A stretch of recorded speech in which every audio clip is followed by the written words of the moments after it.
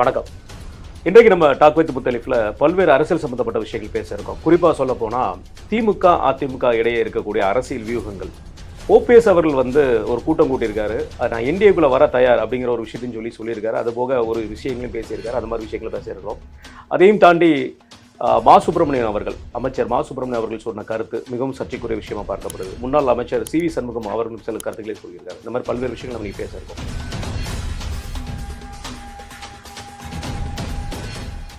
அண்ணா வணக்கண்ணே. வணக்கம். நான் இந்த நிகழ்ச்சி தொடங்குறதுக்கு முன்னாடி அடிக்கடி ஓடி போயிடுறாரு. நான் பொறுப்பு இல்லை, நீங்கள் தான் பார்த்து சொல்லணும். கண்டிப்பாக இனிமேல் ரெகுலராக இருக்கிற மாதிரி பார்த்துருவானே. இடையில ஒரு 3 நாள் மட்டும் தான் இருக்குது. கண்டிப்பாண்ணே. இந்த நிகழ்ச்சி தொடங்குறதுக்கு முன்னாடி ராகுல் காந்தி அவர்கள் நம்முடைய நாடாளுமன்றத்தில் எதிர்க்கட்சி தலைவர், காங்கிரஸோட இளம் தலைவராக பார்க்கப்படுகிறார். வருங்கால பிரதம மந்திரி என்று சொல்லக்கூடியவர்.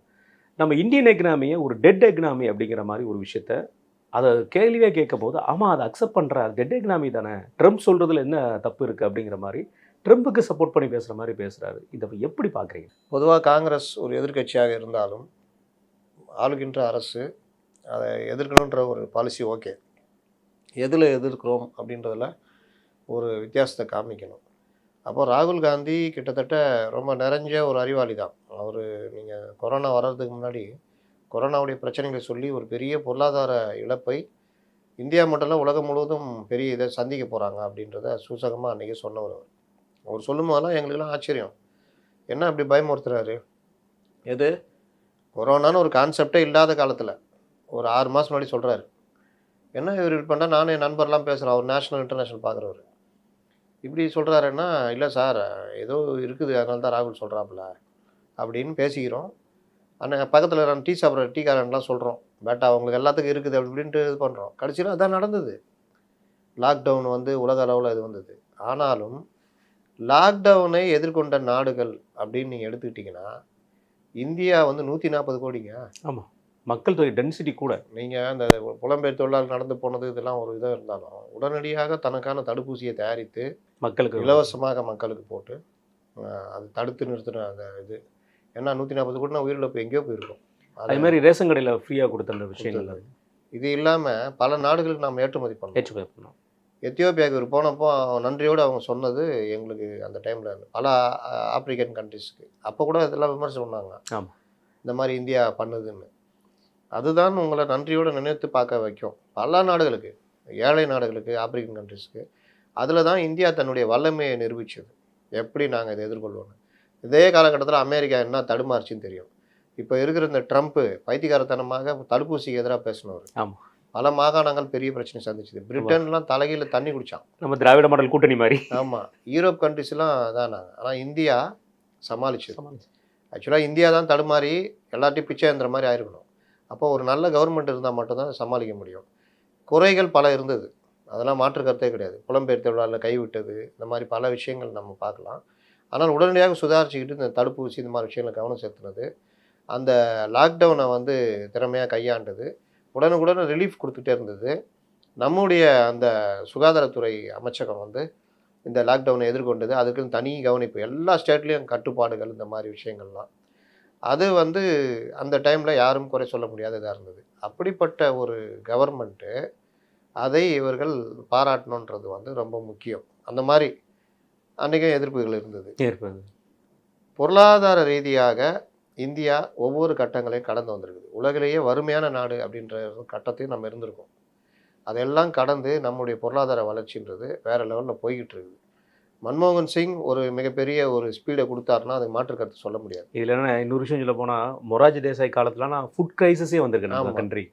எவ்வளோ பெரிய ஒரு போராட்டத்தெல்லாம் நம்ம சந்திச்சிருக்கோம். இப்போ உள்ள ஜெனரேஷனுக்கு தெரியாது. இந்திரா காலத்திலும் சரி, லால் பகதூர் சாஸ்திரி காலத்திலும் சரி, உணவு பஞ்சம்ன்றது மிகப்பெரிய அளவில் இருந்தது. இங்கே தமிழ்நாட்டில் திமுக ஆட்சி மாற்றத்துக்கு என்ன காரணம்? அதுவே ஒரு பெரிய உணவு பஞ்சம் பெரிய பிரச்சனை.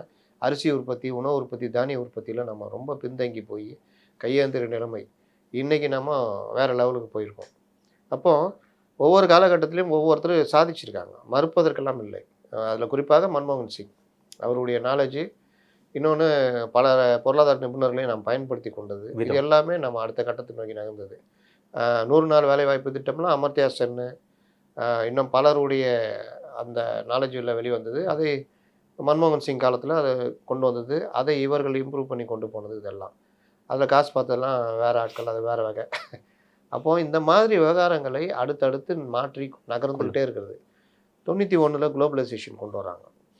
அன்றைக்கி நரசிம்மராவ் பீரியடு, மன்மோகன் சிங் இவங்களாம் இருக்காங்க. அது ஒரு பெரிய வீழ்ச்சியை இந்தியாவுக்கு ஏற்படுத்தி கொடுத்தது. அதை கடுமையாக எதிர்த்தது இடதுசாரிகள். அதாவது பலனும் இருக்கும், சிலர் பயன்பெறவும் செய்வார்கள். இதுதான் முதலாளித்த உலகம். அப்போ பயன்பெறாமல் செய்கிறத வேலையை பண்ணுறது அந்த அரசுடைய வேலை. ஆனால் ரெண்டும் நடந்தது. நான் குளோபலைசேஷனே வரக்கூடாதுன்னு சொல்கிறது நீங்கள் உலகத்தை விட்டு தனியாக நிற்கிற மாதிரி. கடைசியில் குளோபலைசேஷனுடைய விளைவு தான் இன்றைக்கி எந்த ஒரு விஷயத்திலும் நம்ம அடுத்த கட்டத்தை நோக்கி நாங்கள் வந்திருக்கோம். ஒரு ராஜீவ் காந்தி அந்த அறிவியல் துறையில் அதிகமாக ஒவ்வொரு பிரதமருக்கும் ஒவ்வொரு காலகட்டத்தில் பண்ணுவாங்க. அடல்ஜின்னு இந்த ஜென்ரேஷனுக்கு தெரியுமா? சென்னை சென்ட்ரல் ரயில்வே ஸ்டேஷன் அடல்ஜியோட பீரியட்ல கட்டினது, இந்தியா கேட் அடல்ஜியோட பீரியட்ல கட்டினது, கல்கட்டாவோட அந்த பிரிட்ஜ் அதுவுமே அடல்ஜியோட பீரியட்ல கட்டினது. அப்போ அந்த ஒவ்வொரு விஷயத்திலும் ஒவ்வொருத்தர் தனித்தன்மையில் அந்த விஷயங்கள் கொண்டு வரப்பட்டிருக்கும். அது நாட்டுக்கு அடுத்தடுத்த கட்டங்கள் நமக்கு இன்றைக்கி இருக்கிறத பார்ப்போம். அதுக்கு போட்ட சொல்லுவார், அது போட்ட விதை நம்ம போட்டதுன்னு வரல. அந்த மாதிரி விதை போட்டவர்கள் பலர் இருக்காங்க. அது காங்கிரஸில் இருந்தாலும் இருக்காங்க, அது பண்ணுறாங்க. ஆனால் காங்கிரஸ் கவர்மெண்ட்டுக்கும் பாஜக கவர்மெண்ட்டுக்கும் என்ன வித்தியாசம் அப்படின்னு பார்த்தா, தனிநபர்கள் ஊழல், தனிநபர்கள் சாதிக்கிறது, வளர்ச்சி திட்டங்களில் வேகம் குறைவு. வளர்ச்சி திட்டங்களை கொண்டு வருவாங்கன்னா வேகம் குறைவு, முட்டுக்கட்டைகள். அது இவர்கள் ஆட்சியில் இவர்கள் வரும்பொழுதே மதவெறி இந்த மாதிரிலாம் வந்தாங்க, பல பிரச்சனைகள், நெகட்டிவ் கமெண்ட்ஸ் இதெல்லாம். ஆனாலும் இவர்களுடைய ஆட்சியில் வளர்ச்சி வேகம் அதிகம், ஜெட் வேகத்தில் இருக்கு. தனிநபர்கள் கார்ப்பரேட் முதலாளிகள் உருவானார்களா, அவர்களுக்காக சலுகைகள் கொடுக்கப்பட்டது. அதே நேரத்தில் இந்தியாவுடைய வளர்ச்சி வேகம் ஒவ்வொரு ரயில்வே திட்டங்கள் எடுத்துங்க, வெளிநாடுகளுக்கான உறவுகள் எடுத்துங்க, நம்முடைய வர்த்தக உறவுகள்லேருந்து தனிநபர் அந்த நாடுக்கான உறவுகளை மேம்படுத்துறது இது பாஜக ஆட்சியில் ஒரு பெரிய வீழ்ச்சி அடைஞ்சிருக்கு. இந்த வெளியுறவுத்துறையில் பெரிய நல்ல இதுன்னு சொன்னால் இந்திரா காந்தி காலத்தை சொல்லுவாங்க. ஆனால் அதிகமாக பிரச்சனையை சந்தித்ததும் இந்திரா காந்தி காலம் சொல்லுவாங்க. இந்த பங்களாதேஷ் வார், பல விஷயங்கள்.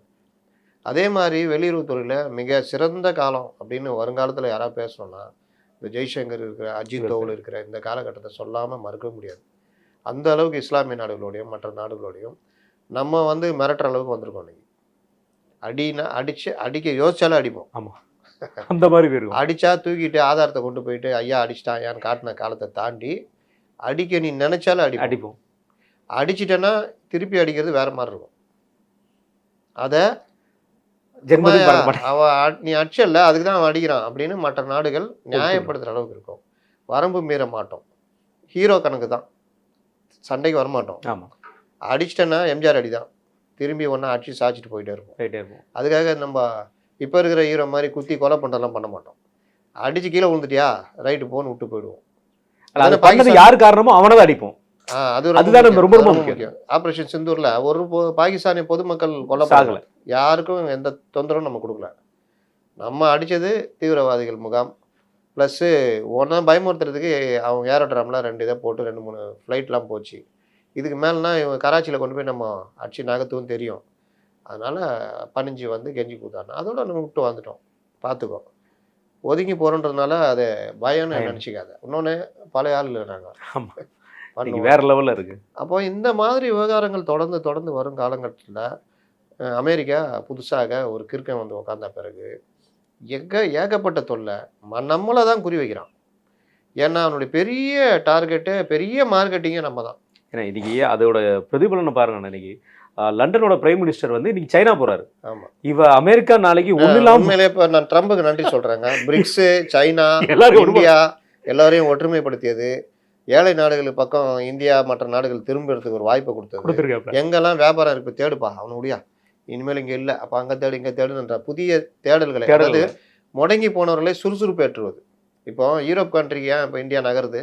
ஆமா, நீ அங்க மூடுறதுனால இங்கே கேட்டு, அப்போ அவனுக்கும் இங்கேயும் ஒரு உறவு ஏற்படும் பொழுது இது இந்த மாதிரிலாம் இருக்கா, ஏன்டா இந்த மார்க்கெட்டை விட்டுட்டோம், அப்போ அண்ணா வரண்ணா அப்படின்ட்டு இப்படி நாளைக்கு இதுன்னா அமெரிக்கா உலக நாடுகளால் தனிமைப்படுத்தப்படும்.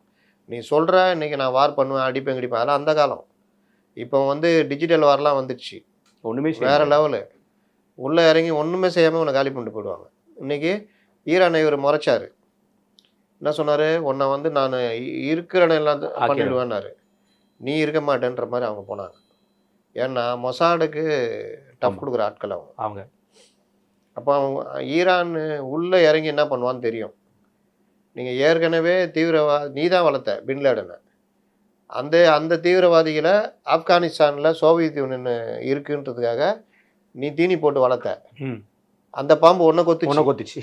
கொத்துனா பிறகு நீ அங்கே போய் டேரா டோரா மலையிலெல்லாம் போய் அடித்து அடிச்சு. எல்லாம் பண்ணி அவனை உரு தெரியாமல் பண்ணேன். ஏன்னா நான் வளர்த்த பாம்பு என்னையே கொத்துவியா அப்படின்னு. இப்போவும் சொல்கிறேன், இது முன்னுதாரணம். நாளைக்கு ஏதாவது ஒரு பிரச்சனைனா ஏன் செப்டம்பர் 11 நடக்காது? அந்த பயம் இன்னைக்கு அமெரிக்காவுக்கு இருக்குது. இதில் என்னன்னா அவன் வளர்த்து விடுறதுக்கு கொடுத்த பணத்தை விட அழிக்கிறதுக்கு தான் அதிக கஷ்டப்பட்டான். தான் ஏன் வியட்நாமில் ஒரு சோசியலிஸ்ட் கவர்மெண்ட் அமையக்கூடாது அப்படின்னு ஒரு ஆளை இறக்கி அந்த பாதி வியட்நாம் பிடிச்சி பண்ணான். ஆ. அந்த மக்கள் அவ்வளோ வறுமையில் இருந்தவங்க. அந்த என்ன சொல்கிறது, கொரில்லா போர் முறையை முதலில் அறிமுகப்படுத்தது அங்கே தான். அப்போ அங்கே இறங்கி அடித்த உடனே 5 வருஷம் எத்தனை லட்சம் வீரர்கள் இதானாங்க, எவ்வளோ பேர் பைத்தியம் பிடிச்சது, எவ்வளோ லாஸ். அப்போ கென்னடி காலத்தில் அந்த போர் ஆரம்பித்து நிக்சன் காலம் வரைக்கும் வந்தது. 75 தான் அந்த போரே முடியுது.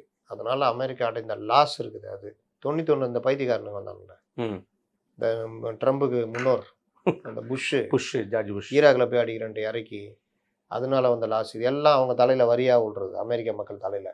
இன்னொன்று உயிரிழப்பு, போர் வெறிக்காக ஆட்கள் அனுப்பி நாடுகளில் இது உயிரிழப்பு. இன்னும் பல நாடுகளில் நான் வந்து சமாதானம் பண்ண போகிறேன்ட்டு ஆளுங்களை அனுப்பிச்சு அதனால் வர லாஸு உயிரிழப்பு. ஒபாமா சதாம் ஹுசேன் பண்ணது. சதாம் ஹுசேன் இது எல்லாமே வந்து லாஸ்ட்டில் அந்த மக்கள் வீழ்ச்சிக்க ஆரம்பிச்சிட்டாங்க. இப்போ லேட்டஸ்ட்டாக நம்பால் வந்துக்கிறாப்புல அவங்களே தேவலைன்ற மாதிரி. இது என்னென்னா இவர் வாட்டில் வரி போடுறது, எல்லாரையும் முறைச்சிக்குது. திடீர்னு இந்தியாவோட 50% மறுநாள் அதை கட்டுப்படுத்துறாரு. மறுபடியும் இவரால் மோடியை மறுக்க முடியல. அதனால் நண்பர் அவர் சந்திக்க விரும்புகிறேன் அப்படி இப்படின்றது. அந்த சமாதான குழு ஒன்று ஆரம்பித்தார். இவர் இன்னை வரைக்கும் பதில் சொல்லலை. சைனா நிராகரிச்சிச்சு. நீ என்னடா ஆரம்பிக்கிறது, ஏற்கனவே ஐநா தான் இருக்குல்ல, அப்புறம் என்ன அப்படின்னு. அப்போ இந்த மாதிரி இவர்கள் விதிக்கிற வரிகள் எல்லாமே மற்ற நாடுகள் கைகோர்ப்பதற்கும் யூரோப் ஒன்றியத்தோட இன்றைக்கி இந்தியா கைகோர்க்கிறதுக்கும் அதுதான் முக்கிய காரணமாக இருக்குது. இதனால் வந்து இந்தியாவில் வந்து அந்த ஒரு ஸ்டாக்னஸ் வந்துடக்கூடாதுன்றதில் இவர்கள் முன்னெடுப்பு எடுத்து இங்கே இல்லையா அங்கே இப்போ கடை வச்சுருக்கோம், ஆர்டர் எடுத்து ஒரு அப்பார்ட்மெண்ட்டுக்கு மளிகை கடை வச்சிங்களேன், அப்பார்ட்மெண்ட்டில் ஆர்டர் எடுத்து பண்ணுறோம். திடீர்னு ஒரு செக்ரட்டரி புதுசாக வரான், நீ இதனால் வரணும், எனக்கு இவ்வளோ கவனிக்கணும் அவ்வளோ கவனிக்கணும்னா லாபமே இல்லையா, நீ என்ன அப்படி தான் அப்படின்னா சரி அடுத்து என்னப்பா பண்ணலான்னு பையன்கிட்ட கேட்குறோம். அடுத்த கிடைக்கும் இந்த அப்பார்ட்மெண்ட்டில் ஆர்டர் போய் பிடிக்கலாம். உள்ளே போனால் நம்ம சப்ளை பண்ண முடியாத அளவுக்கு பெரிய ஆர்டர் கொடுக்குறாங்க. அட இதுலேயே போயிடலாமாடா இவனை நம்பிட்டு வரட்டா அப்படின்ட்டு போகிறது. அப்போ அவங்களுக்கும் லாபம், நமக்கும் லாபம். சேம் இதோடைய ஹையர் வெர்ஷன் தான் அமெரிக்காவுடைய பிரச்சனைகளில் நம்ம யூரோப் கண்ட்ரிஸ் மற்ற நாடுகளை நோக்கி நகர்றது. கரெக்டாக நான் சொல்கிறது இதான் நடக்கிறேன். ஏதாவது தப்பு இருக்கா? ஒன்றுமே கிடையாது. கரெக்டு. அப்போது இதற்கு வழி கொடுத்தவர் யார்? அண்ணன் ட்ரம்ப். வாழ்க. அப்போது இந்த இடத்துல கூட நிற்க வேண்டியது யார்? காங்கிரஸ், இடதுசாரிகள் விட்டுருங்க. அகில இந்திய லெவல்லே இப்போ 2% போயிட்டாங்க. ஏன்னா கொள்கைகள் காரணம். இந்த தேசிய முன்னணி முடிஞ்சு அதெல்லாம் முடிஞ்சு காங்கிரஸோடு சேர்ந்து பிஜேபிக்கு எதிராக ஒரு கூட்டணி ஆட்சி அமைக்கிறாங்க. ஸ்டேரிங் கமிட்டியுடைய தலைவர் இவங்க யார்? நம்ம சோனியா காந்தி. கூட இருக்கிறது சீதாராம் யெச்சூரி, மறைந்த பொதுச் செயலாளர் சிபிஎம். அழகாக தங்களுடைய ப்ரெஷரை கொடுத்து கவர்மெண்ட்டை பல இது கொண்டு போயிடலாம். அணுசக்தி ஒப்பந்தத்தில் சைன் போட்டேன்னு சொல்லிட்டு வெளியே வந்துட்டாங்க. அப்புறம்டா அதோடு முடிஞ்சது. 55 எம்பிகள் இருந்தது கடைசி, அதுதான் கடைசி. அப்புறம் 34 ஆச்சு. அப்படி இப்படி போய் இன்னைக்கு 2, 3, 5, 10க்குள்ளே தான் இருக்காங்க, ராஜ்யசபாவோட சேர்த்து. இதுதான் நிலைமை. இவர்கள் இந்த விஷயத்தில் எதிர்க்கிறாங்க. அறிக்கைகள்லாம் வந்திருக்கு. என்ன எப்படி எதிர்க்கிறாங்க அப்படின்றது தெரியல. எல்லா விஷயத்தையுமே முறையாக எல்லாமே மக்கள் நலன் பாதுகாக்கப்பட வேண்டும், அதெல்லாம் ஓகே. இந்தியாவுடைய அடுத்த வளர்ச்சியை நோக்கி நகரும் பொழுது அதையும் அதில் என்ன ரைட் இருக்குது என்ன தப்பு இருக்குன்றதை நம்ம கேட்குறோம். குளோபலைசேஷனில் நான் தான் கேட்டேன், வெறுமனே எல்லாமே நஷ்டமா, லாபம்னு எதுவுமே கிடையாதா? அப்போ அதை பேசுங்க, நஷ்டத்தையும் பேசுங்க. ஒரேடியாக கண்ணை மூடி ஏன் எதிர்க்கிறீங்க அப்படின்னு கேட்டேன். எனக்கு பதில் கிடைக்கல அந்த டைமில். இதில் கூட அவங்க கம்யூனிஸ்டுகள் சொல்லக்கூடிய கருத்து பார்த்தீங்கன்னா, BMW காரை வச்சு ஆடி காரை வச்சு நாங்கள் என்ன பண்ண போகிறோம் அப்படிங்கிற ஒரு வார்த்தையை கேட்டிருக்காங்க. நம்ம சைடில் இருக்கக்கூடிய விஷயங்களை பற்றி எதுவுமே பேசலை. அதுலேயும் வந்து ரைஸுக்கு ஏன் பண்ணலை, சுகருக்கு ஏன் பண்ணலன்னு கேட்குறாங்க. இப்போ அதெல்லாம் ஸ்பெஷல் ஐட்டம், நம்ம நாட்டுக்கு போக தான் மீதி எக்ஸ்போர்ட்டு. இவங்க ஸ்பெஷல் அமெண்ட்மெண்ட்ஸ்க்கு எல்லாமே இவங்களுக்கு தெரிஞ்சும் ஆனால் மக்கள்கிட்ட வந்து இந்த ஈரோடு பிரச்சாரத்தை கொண்டு போகிறது.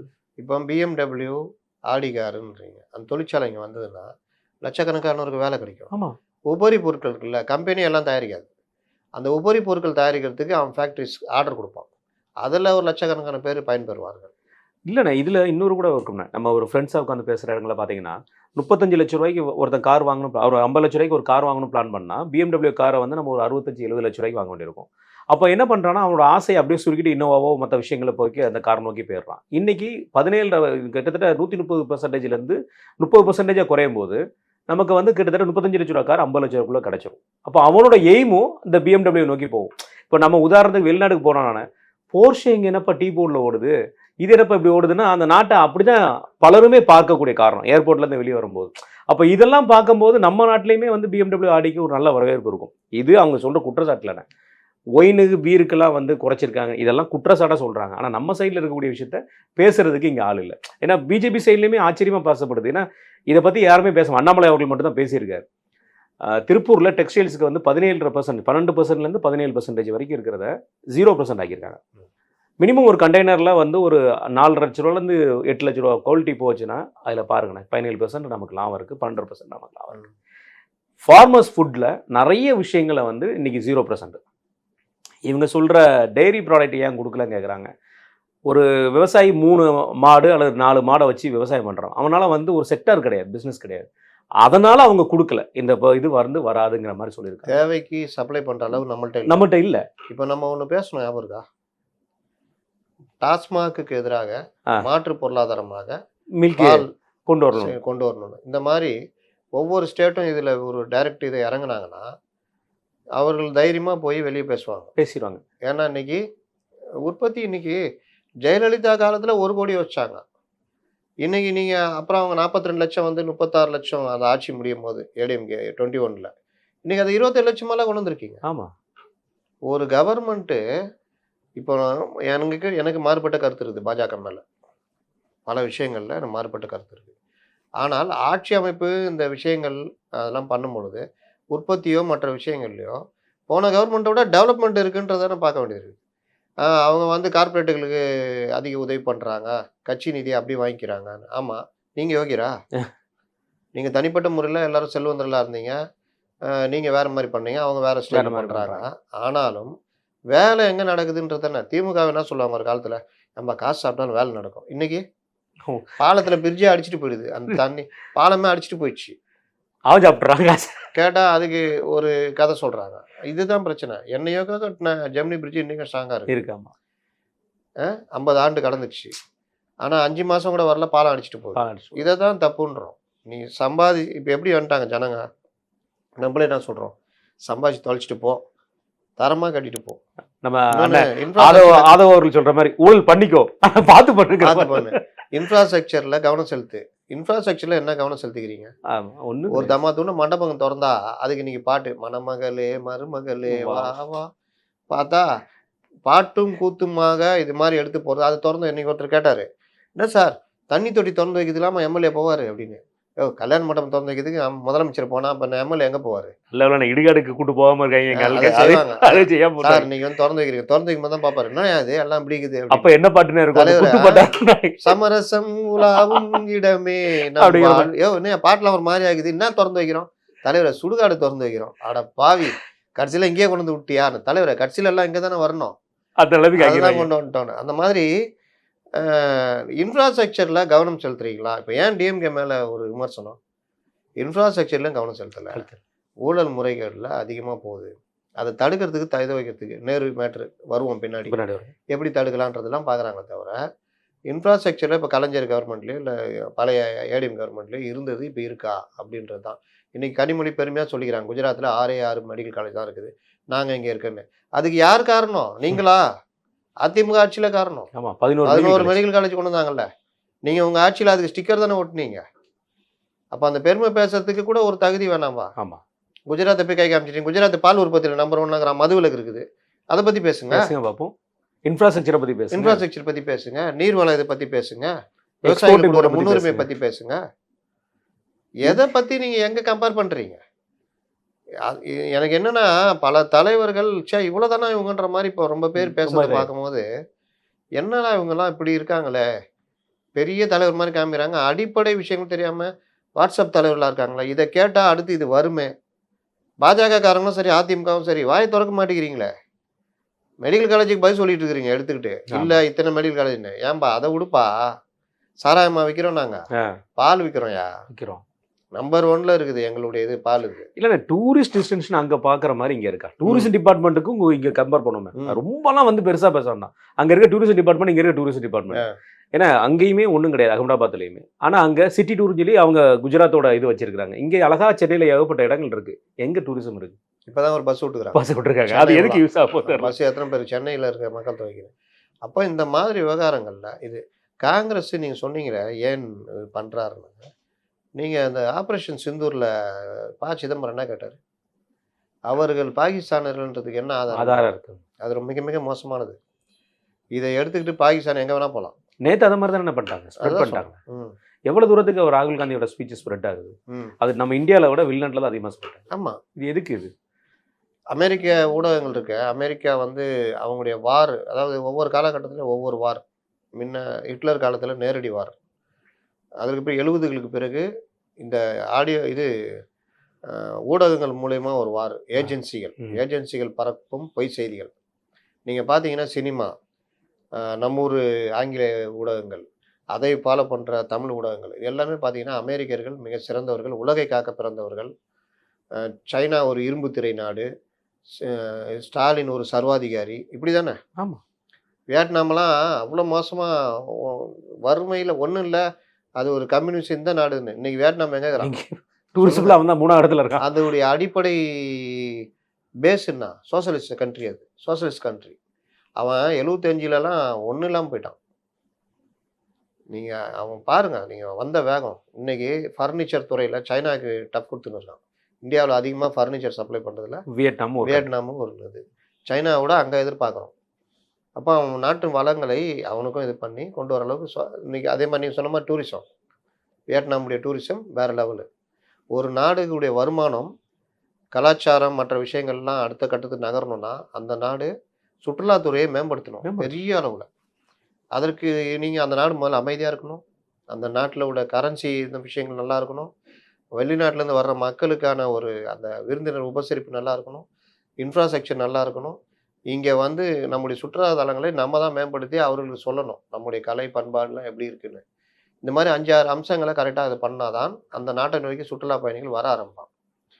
நீங்கள் நம்ம இதில் கோவாவும் இருக்குது, மற்ற பாரம்பரிய கோயில்களுடையதும் இருக்குது. அவன் வரும்போது ஒரு இந்தியா ஒரு பறந்துபட்ட நாடு, ஒரு பக்கம் பாரு இப்படி இருக்குது, இன்னொரு பக்கம் பாரு இப்படி இருக்குது, ஒவ்வொரு நாட்டிலையுமே அந்த நாட்டியங்களே மாநிலத்துக்கு மாநிலம் வேற வேற ஸ்டைலில் இருக்கு. இந்த மாதிரி நம்முடைய பன்முக கலாச்சாரத்தை கொண்டு போகிறது, அந்த மாதிரி விஷயங்களில் எவ்வளோ கவனம் செலுத்தணும், மாநிலங்கள் எவ்வளோ கவனம் செலுத்தணும். இன்றைக்கும் ஒரு கீழடியில் உட்காந்து சண்டை போட்டுட்ருக்கிறீங்க.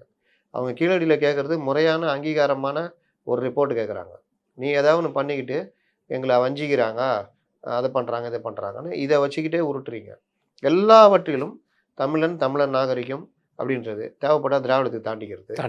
2வது ஆரியர் திராவிடம், இந்த மாதிரி சண்டையே போட்டுட்ருக்க தவிர வேலை ஆகிற வழியை காணோம் அப்படின்றது தான். அதில் ஒன்று தான் நேற்று எதிர்கட்சின்ற முறையில் அவர் ராகுல் காந்தி இந்த இதை மீட்டெல்லாம் எதிர்க்கிறது. சாதகம் பாதகம் பேசுங்க, ஒரேடியாக மறுத்துட்டு போகிறது தப்பு இல்லை. கண்டிப்பான. இது தொடர்ந்து நான் குடியரசுத் தலைவரோட உரை, அதில் ரொம்ப முக்கியமாக பார்க்கப்பட்டது ஒரு 3 விஷயம். சரி, நான் அது முன்னாடி ஒன்று கேட்டுக்கிறேன். ராகுல் காந்தி வர்றாரு, அங்கே மீட்டு உட்காந்து பேசுகிறாங்க. கார்கே போய் சொல்கிறாரு எதிர்கட்சி தலைவருங்க ஏதோ சொல்கிறாங்க. ராகுல் காந்தி அவர் 5 நிமிஷம் நின்றுட்டு போயிடுறாரு. அவரை அவமதித்ததாக சமூக வலைதளங்களில் ஒரு கருத்து உருவாகுது. நீங்கள் அது போனீங்களா, கலந்துக்கிட்டீங்க? இல்லை, அது வந்து அப்படி இல்லைண்ணே. அது ஆக்சுவலாக வந்து அங்கே இருந்தது என்னென்னா, அவர் ராகுல் காந்தி அவர்கள் வந்து கொஞ்சம் காலதாமதமாக வந்தார். காலதாமதம் வந்தோடனே அவருக்கு ஒரு 10 நிமிஷம் அந்த மீட் நடக்க ஆரம்பிச்சப்பறம் தான் வந்தார். அப்போது அவருக்கு வந்து சேர்ஸ் வந்து அலோகேட் பண்ணிட்டு இருந்தார். வந்து உட்கார்ந்துருந்து அதுலேருந்து ஒரு 10 நிமிஷம் கழிச்சு அவர் வெளியே போயிட்டார். அவர் கூட உட்காரல, ஃபுல்லாக உட்காரல, அது வெளியே போயிட்டார். இதுதான் நடந்தது. இவங்க திருச்சி போடுறதா நாங்கள் ஆக்சுவலாக அங்கே வெளியே வரும்போதே இதை பார்த்துட்டோம். இந்த மாதிரி உடனே டக்குன்னு இன்ஸ்டால போடுற அளவுக்கு போயிட்டு இருந்தாங்க. 2வது அந்த மீட்டில் அங்கே இருக்க வேண்டிய விஷயங்களே வந்துட்டு பெருசாக பேசப்பட வேண்டிய விஷயமே என்ன யூஸ், இண்டோ யூரோ டீல்னா என்ன, 2007 எதனால ரிஜெக்ட் ஆச்சுங்கிற ஒரு விஷயத்தை பேசும்போது அவர் அங்கே இருக்க முடியாது தான். சரி, அது கிளம்புறது நியாயம் தான், பட் வராமலே இருந்திருக்கலாம். பட் அவர் ஏன் வந்தாருங்கிற ஒரு காரணம் வந்து பேசப்படுது. அங்கே எந்த ஒரு அவமான குறைவும் வந்து அவருக்கு நடக்கல. அது வந்து நடந்தது உண்மை. அது எங்கேயுமே அவர் அவமான குறைவும் நடக்கல. இது மட்டும் இல்லாமல் குடியரசுத் தலைவரோட உரைன்னு அதில் வந்து சொல்லப்படுற ஒரு விஷயம் வந்து பார்த்தீங்கன்னா நம்மளுடைய மாவோயிஸ்டுகளை பற்றின விஷயங்கள் வந்து பெரிதும் பேசப்பட்டிருக்காரு. கிட்டத்தட்ட வந்து 123 ஸ்டேட்ஸில் அந்த இதில் அவங்களுடைய சங்கங்களா அந்த அமைப்பு 126 26 பிரிவுகள். பிரிவுகள் இருந்திருக்காங்க. இன்னைக்கு வந்து மிக சொச்சளவில் தான் பிரிவுகள் இருக்கப்படுதுன்னு சொல்லி சொல்லப்படுறாங்க. இந்த ஒரு விஷயத்தை எப்படி பார்க்குறீங்க? கொஞ்சம் பெருசாக இருக்கும். ஆனால் நம்ம ஷார்ட்டாகவே நம்ம இது படிப்போம். ஏன்னா இது மிகப்பெரிய ஒரு சாதனை தான். நம்ம வந்து சத்தீஸ்கர்லாம் போகும்போது நம்ம பார்த்தா தெரியும். அது இங்கே இருக்க மக்களுக்கு தெரிய வாய்ப்பு இருக்காது. கிட்டத்தட்ட வந்து 125 கிலோமீட்டருக்கு வந்து பெட்ரோல் பல்கே இல்லை. நாங்கள் போகும்போது பார்த்தோம். அந்த அளவுக்குலாம் அவங்க கஷ்டப்பட்டுருக்கோம். ஆதிக்கம் அது. அந்த ஆதிக்கம் இருக்கும். என்னன்னா, இந்தியாவில் இடதுசாரி இயக்கங்கள் பிரிட்டிஷாரை வெளியேற்றுவதற்காக காங்கிரஸ் இயக்கம் தொடங்கின அதே காலத்தில் இடதுசாரிகளும் வர்றாங்க. இடதுசாரி சிந்தனை உள்ளவர்கள் காங்கிரஸ்குள்ளேயே சோசியலிஸ்ட் காங்கிரஸ்னு திரள்றாங்க. பிறகு கம்யூனிஸ்டுகளாக நீங்கள் சோவியத் யூனியன் 1917 வந்த பிறகு அதுக்கு முன்னாடியே மார்க்ஸ் எங்கல்ஸ் உடைய அந்த இதெல்லாம் படிச்சுட்டு ஒரு சோசியலிஸ்ட் அரசு ஒரு கம்யூனிஸ்ட் அரசு அமையணும் அப்படின்றதுக்காக இறங்குறாங்க. அதெல்லாம் நல்ல விஷயம். அது இறங்கும் பொழுது இந்தியாவில் கம்யூனிஸ்ட் கட்சியே என்ன பிரச்சனை வருதுன்னா நம்ம எப்படி போகிறது? அதே பீரியடில் இவங்க வந்துடுறாங்க. மாவோ சைனாவில் அவர் வந்து கம்யூன்களை குழுக்களை அமைச்சு நடைப்பயணம் போய் ஒவ்வொரு கிராமமாக கைப்பற்றி சன்யாட்சன் கவர்மெண்ட்டை வீழ்த்தி அவர் ஆட்சி பிடிக்கிறார். இங்கே தொழிலாளர் புரட்சி ஏற்பட்டு அதற்கு முன்னாடியே ஃப்ரெஞ்சிலெல்லாம் தொழிலாளர் புரட்சி, ஃப்ரெஞ்சு புரட்சி இதெல்லாம் வருது. உலகம் பல விஷயங்களை கடந்து வந்திருக்குது. அது சிந்தனைகள் சித்தாந்தங்கள் வேறு வேறாக இருந்திருக்குது. அதில் சித்தாந்தத்தில் முக்கியமான சித்தாந்தம் கம்யூனிஸ்ட் சித்தாந்தம். நீங்கள் அதில் மாற்ற நீங்கள் சொல்ல முடியாது. ஏன்னா நல்ல விஷயங்களை நோக்கி நகர்றது.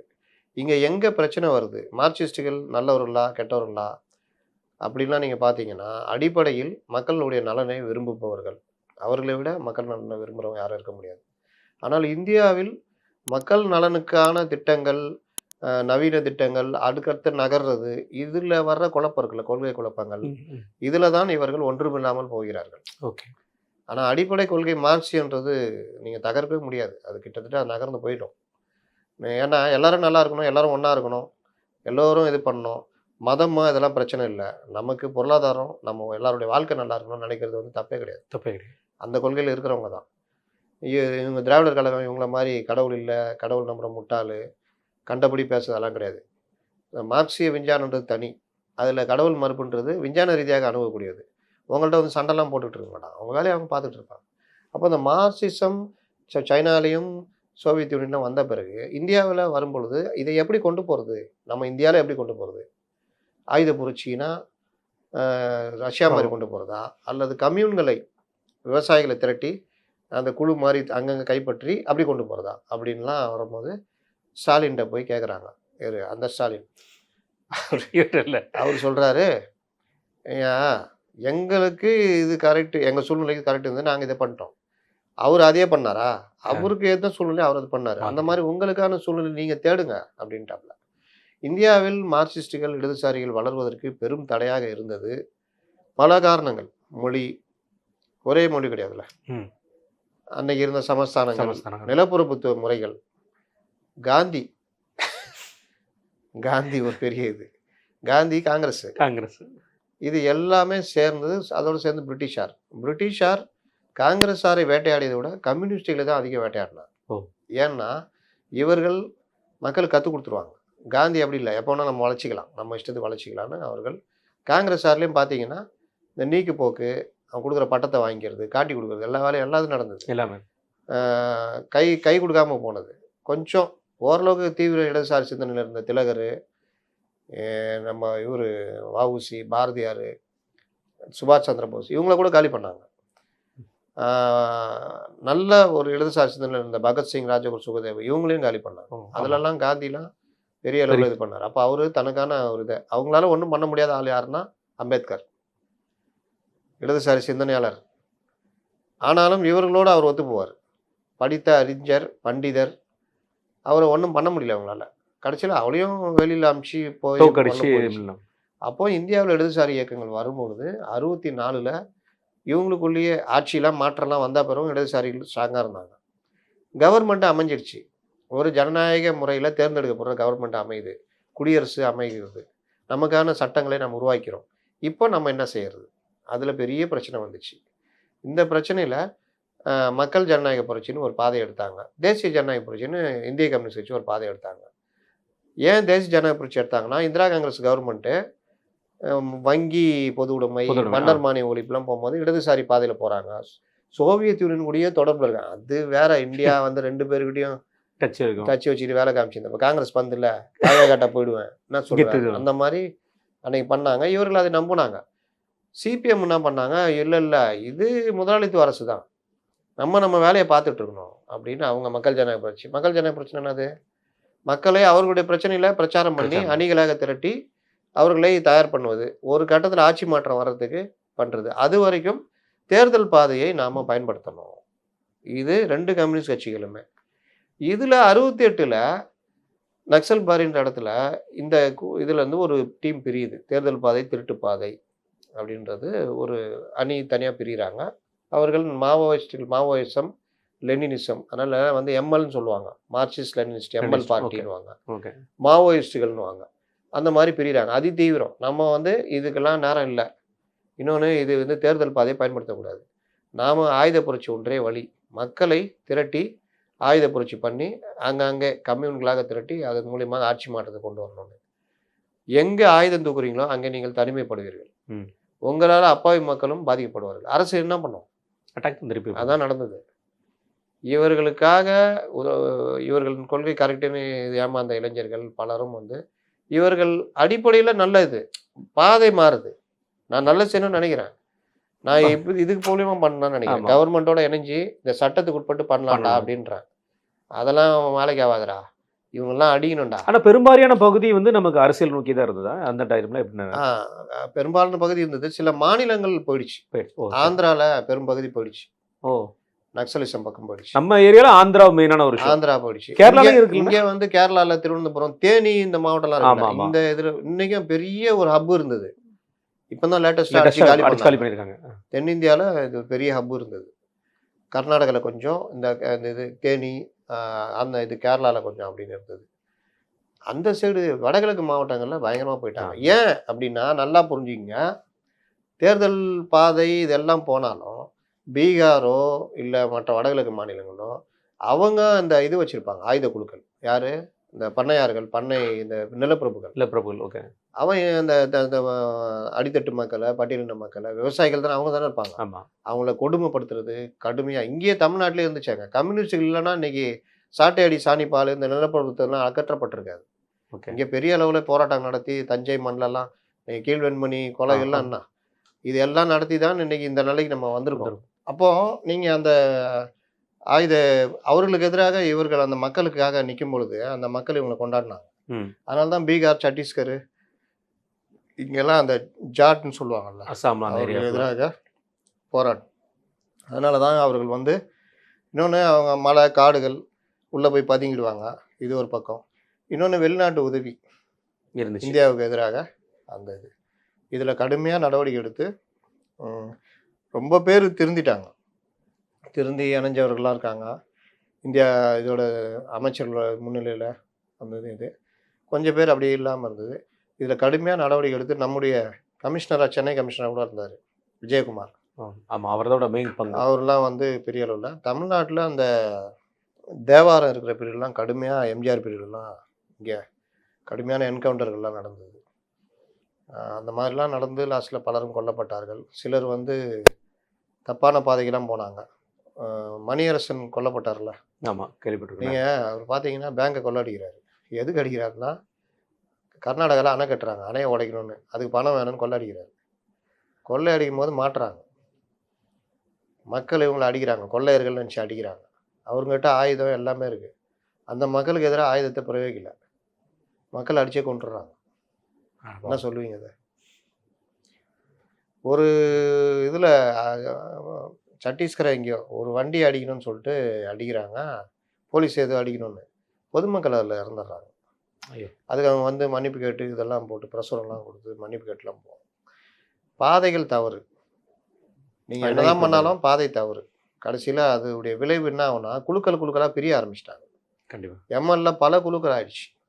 ஒரு சிபிஎம், சிபிஐக்கு எதிராக அதுலேருந்து வெளியில் வந்தவர்கள் அதுக்கப்புறம் அவங்களுக்குள்ளேயே குழுக்களாகி ஸ்ப்ரெட் ஆகி போயிட்டாங்க. அதனால் அந்த இது இன்றைக்கி அந்த மாதிரி கவர்மெண்ட்டுக்கு எதிரான அச்சுறுத்தல்ன்றப்போ பொதுவாகவே இவர்களும் கம்யூனிஸ்டுகளை இவர்களை எப்படி பார்ப்பாங்கன்னு தெரியும் உங்களுக்கு. அது ஒரு பார்ட்டு.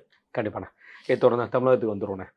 நம்மளுடைய சுகாதாரத்துறை அமைச்சர் மா சுப்பிரமணியன் அவர்கள் இன்னைக்கு வந்து 2 கேள்விக்கு வந்து ஒரு கான்ட்ரவர்சியான பதிலை சொல்லியிருக்காருண்ணே. அதுவும் பரபரப்பாக பேசப்பட்டு வருது. அதில் ஒன்று வந்துட்டு தரமணியில் நடந்த அந்த சம்பவம். ஒரு பீகார் மாநிலத்தை சேர்ந்த ஒரு குடும்பத்தை கொண்டிருக்காங்க. ஒரு 2 வயது ஆண் குழந்தையும் இறந்து போயிருக்கு.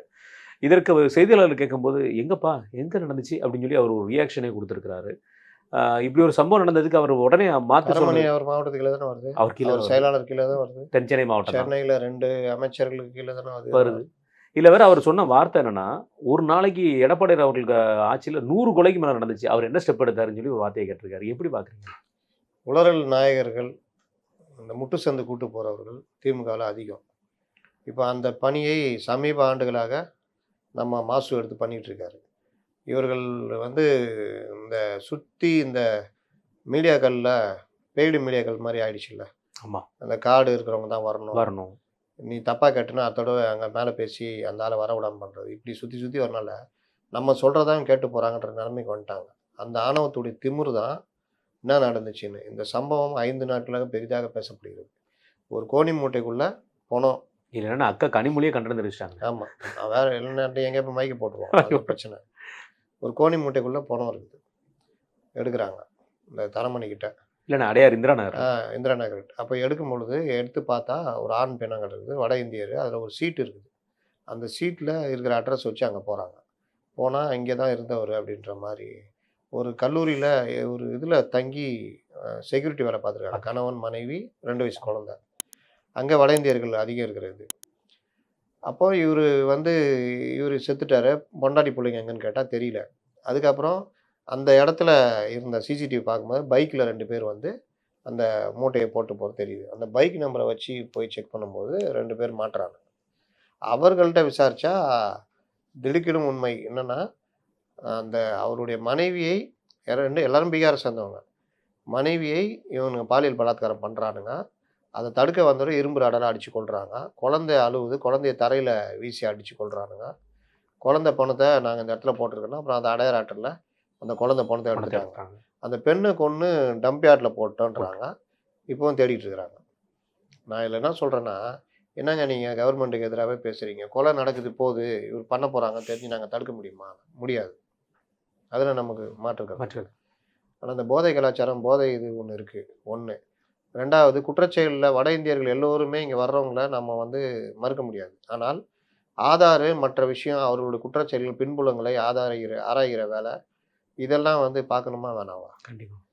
3வது விஷயம், ஒருத்தன் கொன்று ஒரு பெண்ணுடைய உடலை கொண்டு போய் நீ போடுற அளவுக்கு இருக்குன்னா என்ன பாதுகாப்பு இருக்குது? அங்கே கேமரா ஒரு நிறுவனத்தில் செக்யூரிட்டி வேலை பார்க்குறவங்களுக்கு அவங்களுக்கே பாதுகாப்பு இல்லாத அளவுக்கு அந்த நிறுவனத்தை ஒட்டி விஷயங்கள் நடக்குதுன்னா அந்த நிறுவனத்தில் இருக்கவங்க ஏன் புகார் கொடுக்கல, ஏன் பண்ணலை? இல்லைண்ணே அடையார் இந்திரா நகர் எவ்வளோ பாஸ்டான ஏரியா. அங்கே கொண்டு வந்து ஒருத்தன் போடுறான்னா அவனுக்கு எவ்வளோ தைரியம் வந்து மூட்டையில் ரத்த கரை கொண்டு வரானா வழியில் எங்கேயுமே போலீஸ் ரோந்தோ மடக்கிறதோ எதுவுமே இல்லை தானே. இதை தான் சொல்கிறோம். அப்போ நீங்கள் என்ன சிக்னல் கேமராலாம் எதுக்கு யூஸ் ஆகுது? எதுக்கு இது யூஸ் ஆகுது? என்ன பண்ணுறீங்க? ஏங்க ரோந்து போலீஸ் மடக்கி இருந்தா என்ன இது? என்ன மூட்டையில் என்ன? எங்கேயுமே மடக்கிறதோ எந்த ஏற்பாடும் இல்லை. இன்றைக்கும் சொல்கிறேன், வட இந்தியர்கள் பலரும் அவருடைய மோட்டார் வாகனங்கள் மற்ற விஷயங்கள் யூஸ் பண்ணுறது எதுக்குமே எந்த கண்காணிப்பும் கிடையாது. ஆதார் வாங்கி நீங்கள் நடுநாட்டில் ஜார்ஜ் கமிஷனர் இருக்கும்போது நாங்கள் பார்த்தப்போ சொன்னாங்க, இந்த மாதிரி வரவங்கலாம் டீட்டெயில் வாங்கணும், போலீஸ் ஸ்டேஷனில் கொடுக்கணும்னு. எங்கே எத்தனை பேர் என்ன ஃபாலோ பண்ணுறீங்க? ஆனால் எவன்டையாவது வருமானம் வருதுன்னு தெரிஞ்சால் அங்கே போய் நிற்கிறது, கரெக்டாக போய் மாதம் அந்த இதை மட்டும் வாங்குற ஏற்பாடு இருக்குது. அப்போ இது எப்படி சரியாக இருக்கும்? இது வந்து எவ்வளோ ஒரு அலட்சியத்தோட விளைவு. இந்த மாதிரி 1 2 தினம் நடந்துகிட்டு இருக்குது. அப்போ நீங்கள் இதை எப்படி நியாயப்படுத்துவீங்க? ஒரு அமைச்சராக இருக்கிறவருக்கு, ஒரு எம்எல்ஏவாக இருக்கிறவருக்கு, அவர் தொகுதியில் அவர் கீழே இருக்கிற பகுதியில் நடக்கிற 4 நாட்களாக பரபரப்பாக பேசுகிற சமூக வலைதளங்களில் பலரும் கண்டிக்கிற, அப்போ உங்களுக்கு என்ன இருக்குது? கூட இருக்கிறவனா தலைவரே இந்த மாதிரி ஒன்று வந்திருக்கு, கடுமையாக போய்கிட்டு இருக்குது, என்னன்னு பாருங்க. எல்லாரும் பக்கத்தில் ஒருட்டு கேட்காப்புல என்ன தெரிஞ்சுதான் என்னது அவர் அது அது என்னது அப்புறம் பத்திரிகையாளர் சொல்கிறாங்க. இதே காலகட்டத்தில் தான் இவருடைய இதில் தான் அந்த இது நடந்தது. அண்ணா யூனிவர்சிட்டியோட. இன்னைக்கு இன்னொரு இடத்துல சென்னையில் மதுரை வாயில்னு நினைக்கிறேன், பணிபுரிந்த பெண்ணுக்கு பாலியல் தொல்லை, 4-5 பேர் கூட வேலை செய்கிறவங்கள. அதுவும் அவர் மாவட்டம் தானே. அதுவும் அவர் மாவட்டம். மதுரை அரெஸ்ட் பண்ணிட்டாங்க. சைதாப்பேட்டையில் அவருடைய சொந்த தொகுதி. இது நந்தனம் ஆர்ட்ஸ் காலேஜில் நடந்திருக்கு. அந்த பெண்ணுக்கு பாலியல் சீண்டல் எல்லாம் நடந்திருக்கு. அப்புறம் புகார் கொடுத்து தேர்தல் நேரமா பண்ணுறா அப்படின்னு பண்ணியிருக்காங்க. அப்போ இந்த மாதிரி விவகாரங்களில் பெண்கள் வந்து புகார் கொடுக்குற அளவுக்கு பெண்கள் குழந்தைகளுக்கான குற்றங்கள்னா என்ன? போதை தான் ஃபஸ்ட்டு. நார்மலாக இருக்கிறவன் அதை யோசிக்க மாட்டான். ஆமா. அப்போ இதை தடுக்கிறது ஏற்பாடு என்ன அப்படின்றது எதுவுமே இல்லை. இந்த ஆட்சி முடிகிற நேரத்தில் இந்த திமிர்த்தனமான பேச்சு மட்டும் இருக்குது. இது மக்கள் பார்த்துட்டு தான் இருக்காங்க. இதுக்கிடையில முதல்வர் அவர் சொல்றாரு, தஞ்சாவூர் மாநாட்டுல பெண்களுக்கு பாதுகாப்பான மாநிலம் வந்து இந்தியாலே எதிரா தமிழ்நாடு. அவர் வெள்ளத்திலேயே சொல்லிட்டாருங்க, சென்னையை நாங்கள் தான் பாதுகாத்தோன்ட்டாரு. அதையும் பேச வருவோம். அப்போ இவர் இன்னொன்று என்ன சொல்கிறாரு, இந்த மாதிரி போராட்டம் நடக்குது அதெல்லாம் இந்த இவரெல்லாம் வந்து போராடுவதெல்லாம் இப்போ ஃபேஷன் ஆயிடுச்சு. ஏன்னா உங்களுக்கு வேணால் ஃபேஷனாக இருக்கும். அவன் வாய்க்கு வயிற்று இல்லாமல் அலைஞ்சிட்டு இருக்கான். காவாவில் இறங்கி கூவத்தில் இறங்கி போராடினாங்களே, ஃபேஷனாக அது? வேறு வழி இல்லாமல் தான் ரோட்டுக்கு வர்றான். அதை வந்து ஃபேஷன் சொல்கிற அளவுக்கு திமிர் இருக்குன்னா, இந்த திமிருக்கு சென்னையில் இந்த தடவை அடி வாங்க போகுதுங்க திமுக. 16 தொகுதியிலும் அடி வாங்குவாங்க. வேணா 1, 2ல் தப்பிச்சிக்கலாம். ஆனால் பெரும்பாலான தொகுதியில் அடி வாங்குவீங்க. இந்த திமிர் தான் அடிக்குது. 2வது முதல்வர் என்ன சொல்கிறாரு, சென்னை வெள்ளம் செயற்கையானது 2015. இவங்க கண்டனம் தெரிவிச்சாங்களா என்னன்னு எனக்கு தெரியல. இல்லை இப்போதான் பேசியிருக்காரு. 1. 2வது சென்னையை நாங்கள் தான் காப்பாற்றணுன்றாரு. உங்களுக்கு எங்கெங்க பேரிடர் வந்தது உங்கள் பீரியடில் சென்னைக்கு? இப்போ இந்த வருஷம் புயல் வர மாதிரி வந்துட்டு திரும்பி போயிடுச்சு. அதுதான் ரிப்போர்ட்டர்ஸ் எல்லாம் கையில் வச்சுருக்காங்க, கேமராவோட போய் நிற்காங்க, ஓடிடுது. அப்போ இவ்வளோ இது 2023 வந்துச்ச ஒரு பெரிய வெள்ளம் சென்னையை, அன்னைக்கு தானே பல்லு இழிச்சது உங்கள் இது கவர்மெண்ட்டு. ஆமாம். சென்னையில் வலசர வாக்கத்தில் உள்ளே மாட்டிட்டவங்களை காப்பாற்றுறதுக்கு எந்த நிவாரணமும் போல. தாம்பரம் இந்த பகுதி புறநகர் பகுதியெல்லாம் துண்டிச்சு 4-5 நாளாக கிடந்தாங்க. வேலைச்சேரியில் கார் நிப்பாட்டுக்கு ஃபைன் போட்டீங்க. வழக்கமாக இருக்கிற அந்த நிவாரண பணிகள் கூட நடக்கலைன்றதான் இது. மீனவர்கள் படகுகள் எடுத்துகிட்டு வந்தால் அவங்கள வந்து இல்லாத தொல்லலாம் கொடுத்தீங்க. ஒரு அம்மா படகு எடுத்துகிட்டு காப்பாற்ற போனால் அவங்கள போகக்கூடாதுன்னு தடுத்து வருதா? இவ்வளோ பணிகள் நடந்து அவங்கவுங்க இங்கே வலசரவாக்கத்தில் உள்ளுக்குள்ளே இங்கே ஒரு இடத்துல 2 இளைஞர்கள் அவங்களுக்கு சொந்தமான பொக்லைனை வச்சு உள்ளே போய் பலரை மீட்டு கொண்டு வந்தாங்க. அப்போ கவர்மெண்ட்டு எந்திரம் எங்கே போச்சு? அரசு எந்திரம். இந்த லட்சத்தில் தான் நீங்கள் இயங்குனீங்க. பெரிய அசிங்கமாக போச்சு. நெல்லையில் உடனே முடிஞ்சோடனே நெல்லையில் பெரிய வெள்ளம் வந்து பிரச்சனை ஆச்சு தென் மாவட்டத்தில். ஆமாம். அதுலேயே நீங்கள் ஒன்றுமே பண்ணல, யாரும் போய் நிற்கவும் முடியல. அன்றைக்கி தான் விஜய் போய் இந்த நிவாரண உதவிலாம் கொடுத்தாரு அந்த பீரியடில். அப்போது இந்த விவகாரத்தெல்லாம் வந்து கூட தோழமை கட்சியில் இப்போ பாலகிருஷ்ணன் 6000 ரூபா நிவாரண உதவி, இதோட வேறு என்ன பண்ண முடியும் அப்படி இப்படின்னு இல்லாத கதெல்லாம். சென்னையே மூழ்கி இருந்தது அன்றைக்கி, பெரிய இதெல்லாம் கிடையாது. ஆனாலும் அந்த வெள்ளம் வடிகால் இல்லை, அதனுடைய விளைவு பெரிய அளவு. இன்னை வரைக்கும் 4000 கோடிக்கு என்ன சொல்கிறீங்க? இத்தனை 1000 மோட்டர் வாங்கியிருக்கோம், இத்தனை டிராக்டர் வாங்கியிருக்கோம், இது பண்ணியிருக்கோம், அது பண்ணியிருக்கோம். சென்னையே நீங்கள் என்ன பண்ணீங்க? சென்னையை வந்து நாங்கள் வந்து வேறு லெவலில் கொண்டு வந்துட்டோன்றாரு. எவ்வளோ பெரிய மனசறிஞ்ச பொய். அவர் மேயராக இருக்கும்போது சொன்ன வார்த்தை சிங்கார சென்னை. இப்போ வரைக்கும் அது இருக்குது. ஒரு மேயருக்கு தகுதியான ஆளை கூட இவர்களால் செலக்ட் பண்ண முடியல. கண்டிப்பாக அந்த மாதிரி தமிழும் பேச வரல, நிர்வாக திறமையும் இல்லை, ஒன்றுமே இல்லை. ஏகப்பட்ட சர்ச்சையில் சிக்கி இன்றைக்கி அந்த அளவுக்கு இருக்குது. இதோட ஃபஸ்ட்டு மேயரு நம்ம இந்த தடவை தான் பார்க்குறோம். இந்த விளம்பர பலகைகள் மீண்டும் எல்லா இடத்துலையும் வர ஆரம்பிச்சிச்சு. கோர்ட் ஆர்டர் என்னாச்சு? விளம்பர பலகையே சென்னையில் வைக்கக்கூடாதுன்னு சொல்லிட்டு அவ்வளோ தடுத்து இது பண்ணாங்க. இன்றைக்கி பெரிய பெரிய நிறுவனங்கள்லேருந்து எல்லாத்துலேயும் வச்சுட்டாங்க, பெரிய பெரிய இரும்பு.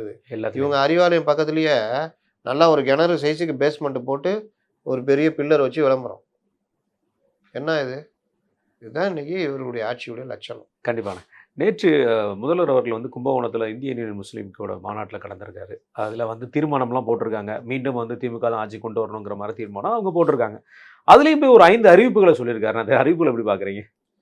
அதில் வந்து எடப்பாடி பழனிசாமி துரோகம் பண்ணிட்டாரு, சிஏஜிக்காக எதிராக. சிஏஏன்னு ஒரு சட்டமே கிடையாது. அது வந்து சிஏஏன்றது ஒரு நடைமுறை. அது வெளியில் அனுப்புறதில்ல, குடியேறியவர்களுக்கு குடியுரிமை தருவது. அது இருக்கிற மக்களெல்லாம் வெளியேற்றாது. ஆனால் அதை பற்றி எத்தனை பிரச்சாரங்கள். சிஏஏ 1950லே வந்துடுச்சு, பல மாற்றங்களோட இப்போ வரைக்கும் இருக்குது. அப்போ எடப்பாடி பழனிசாமியை இவர்கள் இந்த மாதிரி சொல்கிறாங்க. நீங்கள் கொஞ்ச நாளைக்கு முன்னாடி திருமாவளவன் சொன்னதை தான் நான் வந்து இங்கே சுட்டி காமிக்கிறேன். பாஜகவிடம் மாறுபட்ட கருத்து இருக்குது, மாறுபட்ட கொள்கை இருந்தாலும் ஒரே நோக்கம் திமுகவை எடுத்துட்டு நான் கைகோர்த்துருக்கேன்னு நீங்கள் எடப்பாடி பழனிசாமி சொல்கிறாரு. நீ பாஜகவை எதிரியாக நிப்பாட்டிக்கிட்ட, நீ போவே கூடாதுன்றதுக்கு அழுத்தம் கொடுக்கறதுக்கு தான் எடப்பாடி பழனிசாமியை அதிமுகவை ஒரு மதவெறி கட்சி மாதிரி நீங்கள் முன்னிறுத்துறீங்க. ஆனால் அதிமுக எப்படிப்பட்ட கட்சின்னு ஸ்டாலினுக்கும் தெரியும், எல்லாருக்கும் தெரியும். அதை தான் திருமாவளவன் சொல்கிறாரு, அதிமுகவை நீங்கள் அப்படி பார்க்கவே முடியாது. அவர்கள் ஒரு மதசார்பற்ற கட்சி, இஸ்லாமிய நலனுக்காக முன்னேற்ற கட்சின்னு அவர் சொல்கிறாரு. கொரோனா பீரியட்லையும் சரி, இதற்கு முந்தின அதிமுக ஆட்சியிலும் சரி, தவறு செஞ்சப்போ கூட நான் தவறு செஞ்சுட்டேன், அதை கரெக்ட் பண்ணிக்கிறேன்னு சொன்னவங்க ஜெயலலிதா. ஆமா. ஹஜ்ஜி யாத்திரைக்கு பணம் கொடுத்து மொத மானியம் கொடுத்தது ஜெயலலிதா. ஜெருசலத்துக்கு மானியம் கொடுத்தது ஜெயலலிதா. ஜெருசலம் அரிசி. போறவங்களுக்கு எப்படி ஹஜ்ஜிக்கு போறாங்களோ, கிறிஸ்தவர் நம்ம ஜெருசலம் போவோம். ஆமா. அது கொடுத்தது இது. கஞ்சிக்கு அரிசி கொடுத்ததுன்னு அது கொடுத்தது. கொரோனா பீரியட்ல அது ரொம்ப பக்காவா ஃபாலோ பண்ணி பண்ணாங்க. நோன்பு கஞ்சிக்கு அரிசி கொடுத்தது இதெல்லாம். இப்படி ஒவ்வொரு விஷயத்திலுமே இஸ்லாமியர்களுக்கு ஆதரவாக தோளோடு தோள் நிற்கிற கட்சி இது. பாஜக கூட்டணி வைக்கிறாங்கன்ற ஒரே காரணத்தாக நீ பாஜக எதிர்ப்பை இங்கே நிறுத்தினா இஸ்லாமியர் வாக்கு கிடைக்குன்னா 98ல் நீங்கள் தீவிரவாதி நீங்கள் தானே பேர் வச்சீங்க. ஆமா, வேற யார் வச்சு? அந்த வருத்தம் இன்னைக்கும் இருக்கா இல்லையா? ஆனா தென்பட மாட்டேங்கிறேன் அந்த வருத்தம். அந்த வருத்தம் யார்ட்டையுமே தென்பட மாட்டேங்கிறேன். வருது. இன்றைய இளைஞர்கள் தெளிவாக தெரிஞ்சு வச்சிருக்காங்க. அவங்க பிஜேபி கூட இருக்கிறதுனால அதிமுக வாக்களிக்கலனாலும் விஜய்க்கு வாக்களிக்க ரெடியாக இருக்காங்க. இஸ்லாமியர்களுக்கு நீங்கள் என்னென்ன துரோகம் பண்ணீங்கன்னு இஸ்லாமியர்களை பற்றி பேசணும். கட்சியில் இஸ்லாமியர்கள் பிரதிநிதித்துவம் என்ன இருக்குது? இன்னைக்கு போய் அவர் பேசுகிறாரு, ஒரே ஒரு நாசர் தானே இருக்காரு. ஆமா, அமைச்சர் ஒருத்தர் கிறிஸ்டியனில் இவர் இருக்காரு, மனோ தங்கராஜ். தான். அவர் கிறிஸ்டியனா பெரியாரிஸ்டான்னு தெரியாது, அது அவருக்கே குழப்பம். இல்ல பக்கா கிறிஸ்டின் அதுல அண்ணன் அப்படி மாத்திரக்கூடாது. வெளியே நடிகர்களுக்கு மட்டும் தான் பெரியாரிஸ்ட் அவரு. இந்துக்களை பற்றி வரும்போது பெரியாரிஸ்ட். நாசர் மட்டும்தான் இருக்காரு. நாசர் தூக்குனா மஸ்தான் கொடுப்போம், மஸ்தான் தூக்குனா நாசர் கொடுப்போம், இல்லாட்டி அப்துல் வகாபை தூக்குனா இல்லை மைதீன் கார்டு இந்த மாதிரி. அப்போ இஸ்லாமிய பிரதிநிதித்துவம் உங்கள்கிட்ட என்ன இருக்குது? இப்போ வர்றதுலேயும் என்ன இருக்குது? இதுதான் இவர்கள்ட்ட இது. நீங்கள் இஸ்லாமியர்களை மதிக்கும் இது. பெண்களை மதிக்கிறது அதுதான். பெண்கள் பெரிய அளவில் இவங்கள்ட்ட இல்லை. அமைச்சர் பார்த்தீங்கன்னா கொடுக்குற துறையும் சரி, அவர்களுக்கு கொண்டு வரதும் சரி ஒன்றுமே இல்லை. இதுதான் இவர்கள் இஸ்லாமியர்கள் செய்கிறது. இவர்களோட ஒட்டிக்கிட்டு இருக்கிறாங்கன்னா இவர்களுக்கு வக்ஃப் போர்டு மற்ற விஷயங்களை சலுகை பண்ணி கொடுக்கறது திமுக. வக்ஃப் போர்டு தலைவராக முஸ்லீம் லீக்லையா இவங்களுக்கு தான் கொடுப்பாங்க, இவங்க எடுத்துக்க மாட்டாங்க. மற்ற கட்சிகளுக்கு வாரிய மாதிரி இது. ஆமாம், வக்ஃப் போர்டு முஸ்லீம். இப்போ யாரு? நவாஸ்கனி தானே? நவாஸ்கனி, ஆமா, எம்பி, ராமநாதபுரம் எம்பி. அப்போ அவரு எவ்வளோ ஏழை இஸ்லாமியர்களுக்காக எவ்வளோ உழைச்சி வந்தார்னு ஊருக்கே தெரியும். அப்போ அவரு இந்த மாதிரி இதில் அவர்களுக்கு தேவைகளை செஞ்சு கொடுக்கும்போது அவங்க அங்கே தானே இருப்பாங்க. ஆமாம், வக்ஃப் போர்டை சரி பண்ணணும், வக்ஃப் போர்டுடைய சொத்துக்கள் பாதுகாக்கப்படணும், அது ஏழை இஸ்லாமியர்களுக்கு போகணும். வக்ஃப் போர்டு சொத்துக்கள் நான் முஸ்லீம் கையில் போகவே கூடாது. வக்ஃப் போர்டு வரும் வருமானம் நான் முஸ்லீம் கையில் போகவே கூடாது, இஸ்லாமியர்கள் தான் போகணும். வக்ஃப் போர்டுடைய வர்ற வருமானம் எல்லாம் ஏழை இஸ்லாமியர்களுக்கான நலத்திட்டங்கள் அவர்களுக்கானது போகணும் அப்படின்னு கொண்டு வரப்பட்டது தான் வக்ஃப் திருத்த மசோதா. அந்த மசோதாவை அரசியல் ஆதாயத்துக்காக இவங்க எதிர்க்கிறாங்க. இஸ்லாமியர்கள் சொல்லிக்கிற இவர்களும் இவர்களுடைய இதில் கை வைக்கிறாங்கல்ல. ஆமாம், இப்போ நான் முஸ்லீம் லீஸ் விட்டு அமௌண்ட் பார்க்குறத இவன் தடுக்கிறான். இந்த சட்டம் தடுக்கு. நீ ஒன்லி முஸ்லீம்ஸ் மட்டும் தான் கொடுக்கணும்னு. ஒன்லி முஸ்லீம்ஸ் கொடுக்குறது மட்டும் இல்லை, நீ கணக்கு வரவு செலவு ஆடிட்டிங் இன்டர்னல் ஆடிட்டிங் எல்லாத்தையும் நீ காமிக்கணுன்றாங்க. இது எல்லாமே இது எதிர்க்கிறாங்கன்னா அப்போ இவன் எவ்வளோ யோகியனாக இருப்பான்? இந்த யோகியர்கள் சேர்ந்து போடுற கூட்டம் தான் இந்த கூட்டம். இவர்கள் இன்னொன்று நான் சொல்கிறேன், இஸ்லாமியர்கள் பாதிக்கப்படுறது இஸ்லாமியர்கள் விஷயத்தில் எதுக்காவது குரல் கொடுத்துருக்காங்கன்னா நேஷனல் லெவலில் ஏதாவது ஒரு அறிக்கை விட்டு போய்கிட்டு இருப்பாங்க. இன்றைக்கும் ஒரு கனின்னு சொல்லிட்டு ஒருத்தர் அவங்க அப்பாவும் தென்காசியில் ஒரு ஸ்டேஷனில் போதை மருந்து வித்தன்னு கூப்பிட்டு பயங்கரமாக டார்ச்சர் கொடுத்து பண்ணியிருக்காங்க.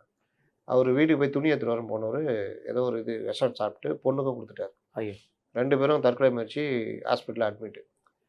போகிற போகல ஏதோ அப்படின்ற மாதிரி ஜவஹர்லால் அறிக்கை விடுறாரு. இதே அதிமுக ஆட்சியில் நடந்தால் சிறுபான்மை மக்களுக்கு எதிரான அரசு நான் கிளப்புவீங்க. அப்போது இந்த மாதிரி விவகாரத்தில் இவர்கள் செய்து தான் இவர்களோட பல குழுக்களாக பிரிஞ்சு போய் இன்றைக்கி ஒன்றும் இல்லாமல் போய் நிற்கிறாங்க. தேர்தல் நேரத்தில் இவர்களுக்கு ஒரு வேல்யூ இருக்கும். இந்த சிறுபான்மை மக்கள் இவருடைய அந்த வெள்ளை தொப்பி இவருடைய இது நம்முடைய ஆட்கள் அப்படின்ற ஒரு இதில் ஓட்டு போடுவாங்க சொன்னால். இன்னொன்று இருக்கவே இருக்குது பிஜேபி மதவெறி. இந்த பிஜேபியிலும் சில கைங்களை ஒழிச்சு கட்டணும். இந்த பேசுகிறதெல்லாம் இது பண்ணிவிட்டு அரசியல் பேசுங்கப்பான்னு சொன்னால் வேறு லெவலில் இருக்கும். அரசியலை கையில் எடுத்தால் தமிழகத்தில் இவர்கள் இந்த பயன்படுத்திக்கிட்டு ஆதாயம் அடைவர்களையாவது நம்ம ஓரம் கட்ட முடியும். இந்த கவர்மெண்ட்டு நல்ல வித கவர்மெண்ட்டாக கொண்டு போக முடியும். அப்போது இவர் பேசும்போது எப்படி ஆதாயமாக அடிக்கிறப்ப போய் இப்போ கலந்துட்டு அந்த கூட்டம் அடிக்கிறது எடப்பாடி பழனிசாமி. இல்லை, நாங்கள் ஒரு 5 அறிவிப்புகளை சொல்லியிருக்காருண்ணே. நம்ம சட்டமன்றத்தில் சொன்ன அறிவிப்புகளே நிறைவேற்ற இருக்கும். இந்த மாதிரி ஒவ்வொரு கூட்டத்துக்கும் போய் அறிவிப்புகளை சொல்கிற முதல்வர் எப்படி பார்க்குறது? இன்னும் கல்யாணத்துக்கு போகும்போது அறிவிப்புகள் சொல்லலானே, ஹனிமூனுக்குலாம் அரசாங்கம் உதவி பண்ணுங்கிற மாதிரி சொல்ல போல இருக்குது. இது எல்லாத்தையும் அறிவிப்புகள் விட்டுட்டே இருக்கிறாரு. என்ன அர்த்தம்னா இஸ்லாமிய சிறைவாசிகளை விடுதலை பண்ணணும் தானே வந்தீங்க ஆட்சி. ஆமாம், ஆட்சிக்கு வந்தீங்களா? வந்தவுடனே நீங்களே ஒரு இது கமிஷன் போட்டீங்க. அப்புறம் நீங்கள் ஒரு ஜியோ போட்டீங்க. எது? அந்த ஒரு 1000 சில்லற பேரை இவங்க முன் விடுதலை பண்ணாங்க. அதுக்கு முன்னாடி ஒரு ஜியோ போடுறாங்க. எப்படின்னா, ஜாதி, மதம் சம்மந்தப்பட்ட இந்த மாரி குண்டுவெடிப்பு இது மாரி சம்மந்தப்பட்டவர்களுக்கு முன் விடுதலை கிடையாது. கிடையாது. போட்டுட்டு மத்தவங்க ரிலீஸ் பண்ணிட்டு கேட்குறாங்க. இல்ல, இல்ல பாருங்க ஜியோ ஜியோ. இப்படி இருக்கு, தடை இருக்குது. எப்படி? தெளிவு. எவ்வளோ தெளிவு பாருங்க. இத வந்து ஒருத்தர் கேட்கல. ஜவஹர்லால் மேலாம் கடுமையான குற்றச்சாட்டு இருக்குது. கோபம் இருக்குது அந்த மக்களுக்கு. நான் சொன்னேன்ல, அன்றைக்கு கீழ இருக்க இளைஞர்கள்லாம் அவ்வளோ கோபம் இருக்குது. ஏன் இவர்களுடைய இதிலேயே தாம்பரத்தில ஒரு ஐஜேகேவுடைய யார் இவரு ஜவஹர்லால் கட்சியுடைய இது நிர்வாகிகளுங்க இந்த கவர்மெண்ட்டுக்கு எதிராக போராடிட்டு இருக்கிறாங்க. அதை வந்து மட்டுப்படுத்துகிற வேலை இவங்க பண்ணி அதுவே அவங்களுக்குள்ள மோதலாக இருக்குது. இந்த மாதிரி இவர்கள் இந்த ஆட்சியுடைய இதை அனுபவிக்கணுன்றதுக்காக இஸ்லாமியர்களுடைய நலனை காவு கொடுக்குற ஏற்பாடு நடக்குது. இது வெளிப்படையாக தெரியுது. அந்த மக்களுக்கு அந்த கோபம் இருக்குது. அந்த கோபத்தை வெளிப்படுத்த முடியாமல் தான் இவ்வளோ நாள் தவிச்சிருந்தாங்க. இப்போ அந்த இடத்துல விஜய் வந்துட்டாங்க. கண்டிப்பாக. இடிக்கு வந்து நம்மளுடைய கேஎன்ஆர் அவர்கள் மீது வந்து பல்வேறு குற்றச்சாட்டுகளை சொல்லி டிஜிபிக்கு அனுப்பியிருந்தாங்க. நேற்று இந்த வழக்கு நீதிமன்றத்தில் வந்திருக்கு. என்ன ஜட்மெண்ட் கொடுத்துருக்காங்க? அதாவது இடி சம்பந்தம் அந்த அந்த ரவிச்சந்திரன் வீட்டில் நடந்த ஆஃபீஸு, அருண் நேரு ஆஃபீஸ் அலுவலகம் மற்ற இடம் நடந்த ரெய்டில் கிடைச்ச ஆவணங்களை பார்க்கும் பொழுது கேஎன்ஆருடைய இந்த அந்த துறையில் நடந்த ஊழல், முறைகேடு, ஜாப் ராக்கெட் 3 இது.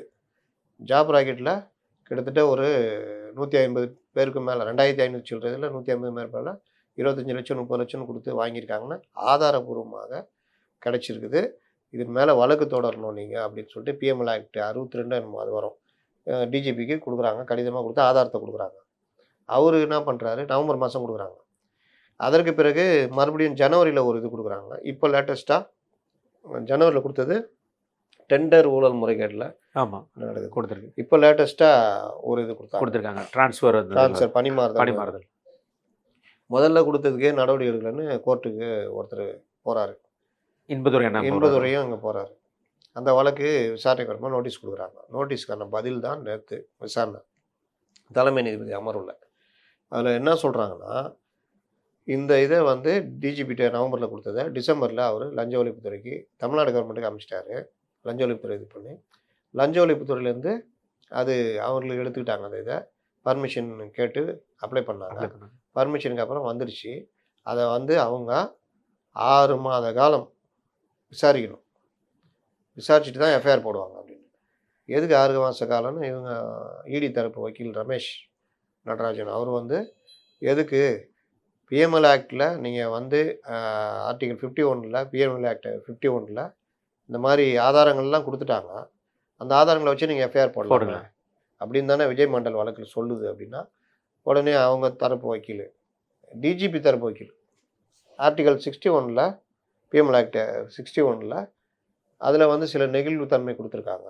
விசாரித்து தான் பண்ணோன்னு. இப்போ பொறி வச்சு பிடிச்சி மாற்ற விவகாரங்களில் உடனே எஃப்ஐஆர் போடலாம். ஒரு அரசு அதிகாரிக்கு எதிரான வர்ற குற்றச்சாட்டுகளை விசாரித்து தான் போடணும். சரிங்க, எவ்வளோ நாள் ஆகும்? 180 நாள் ஆகும்.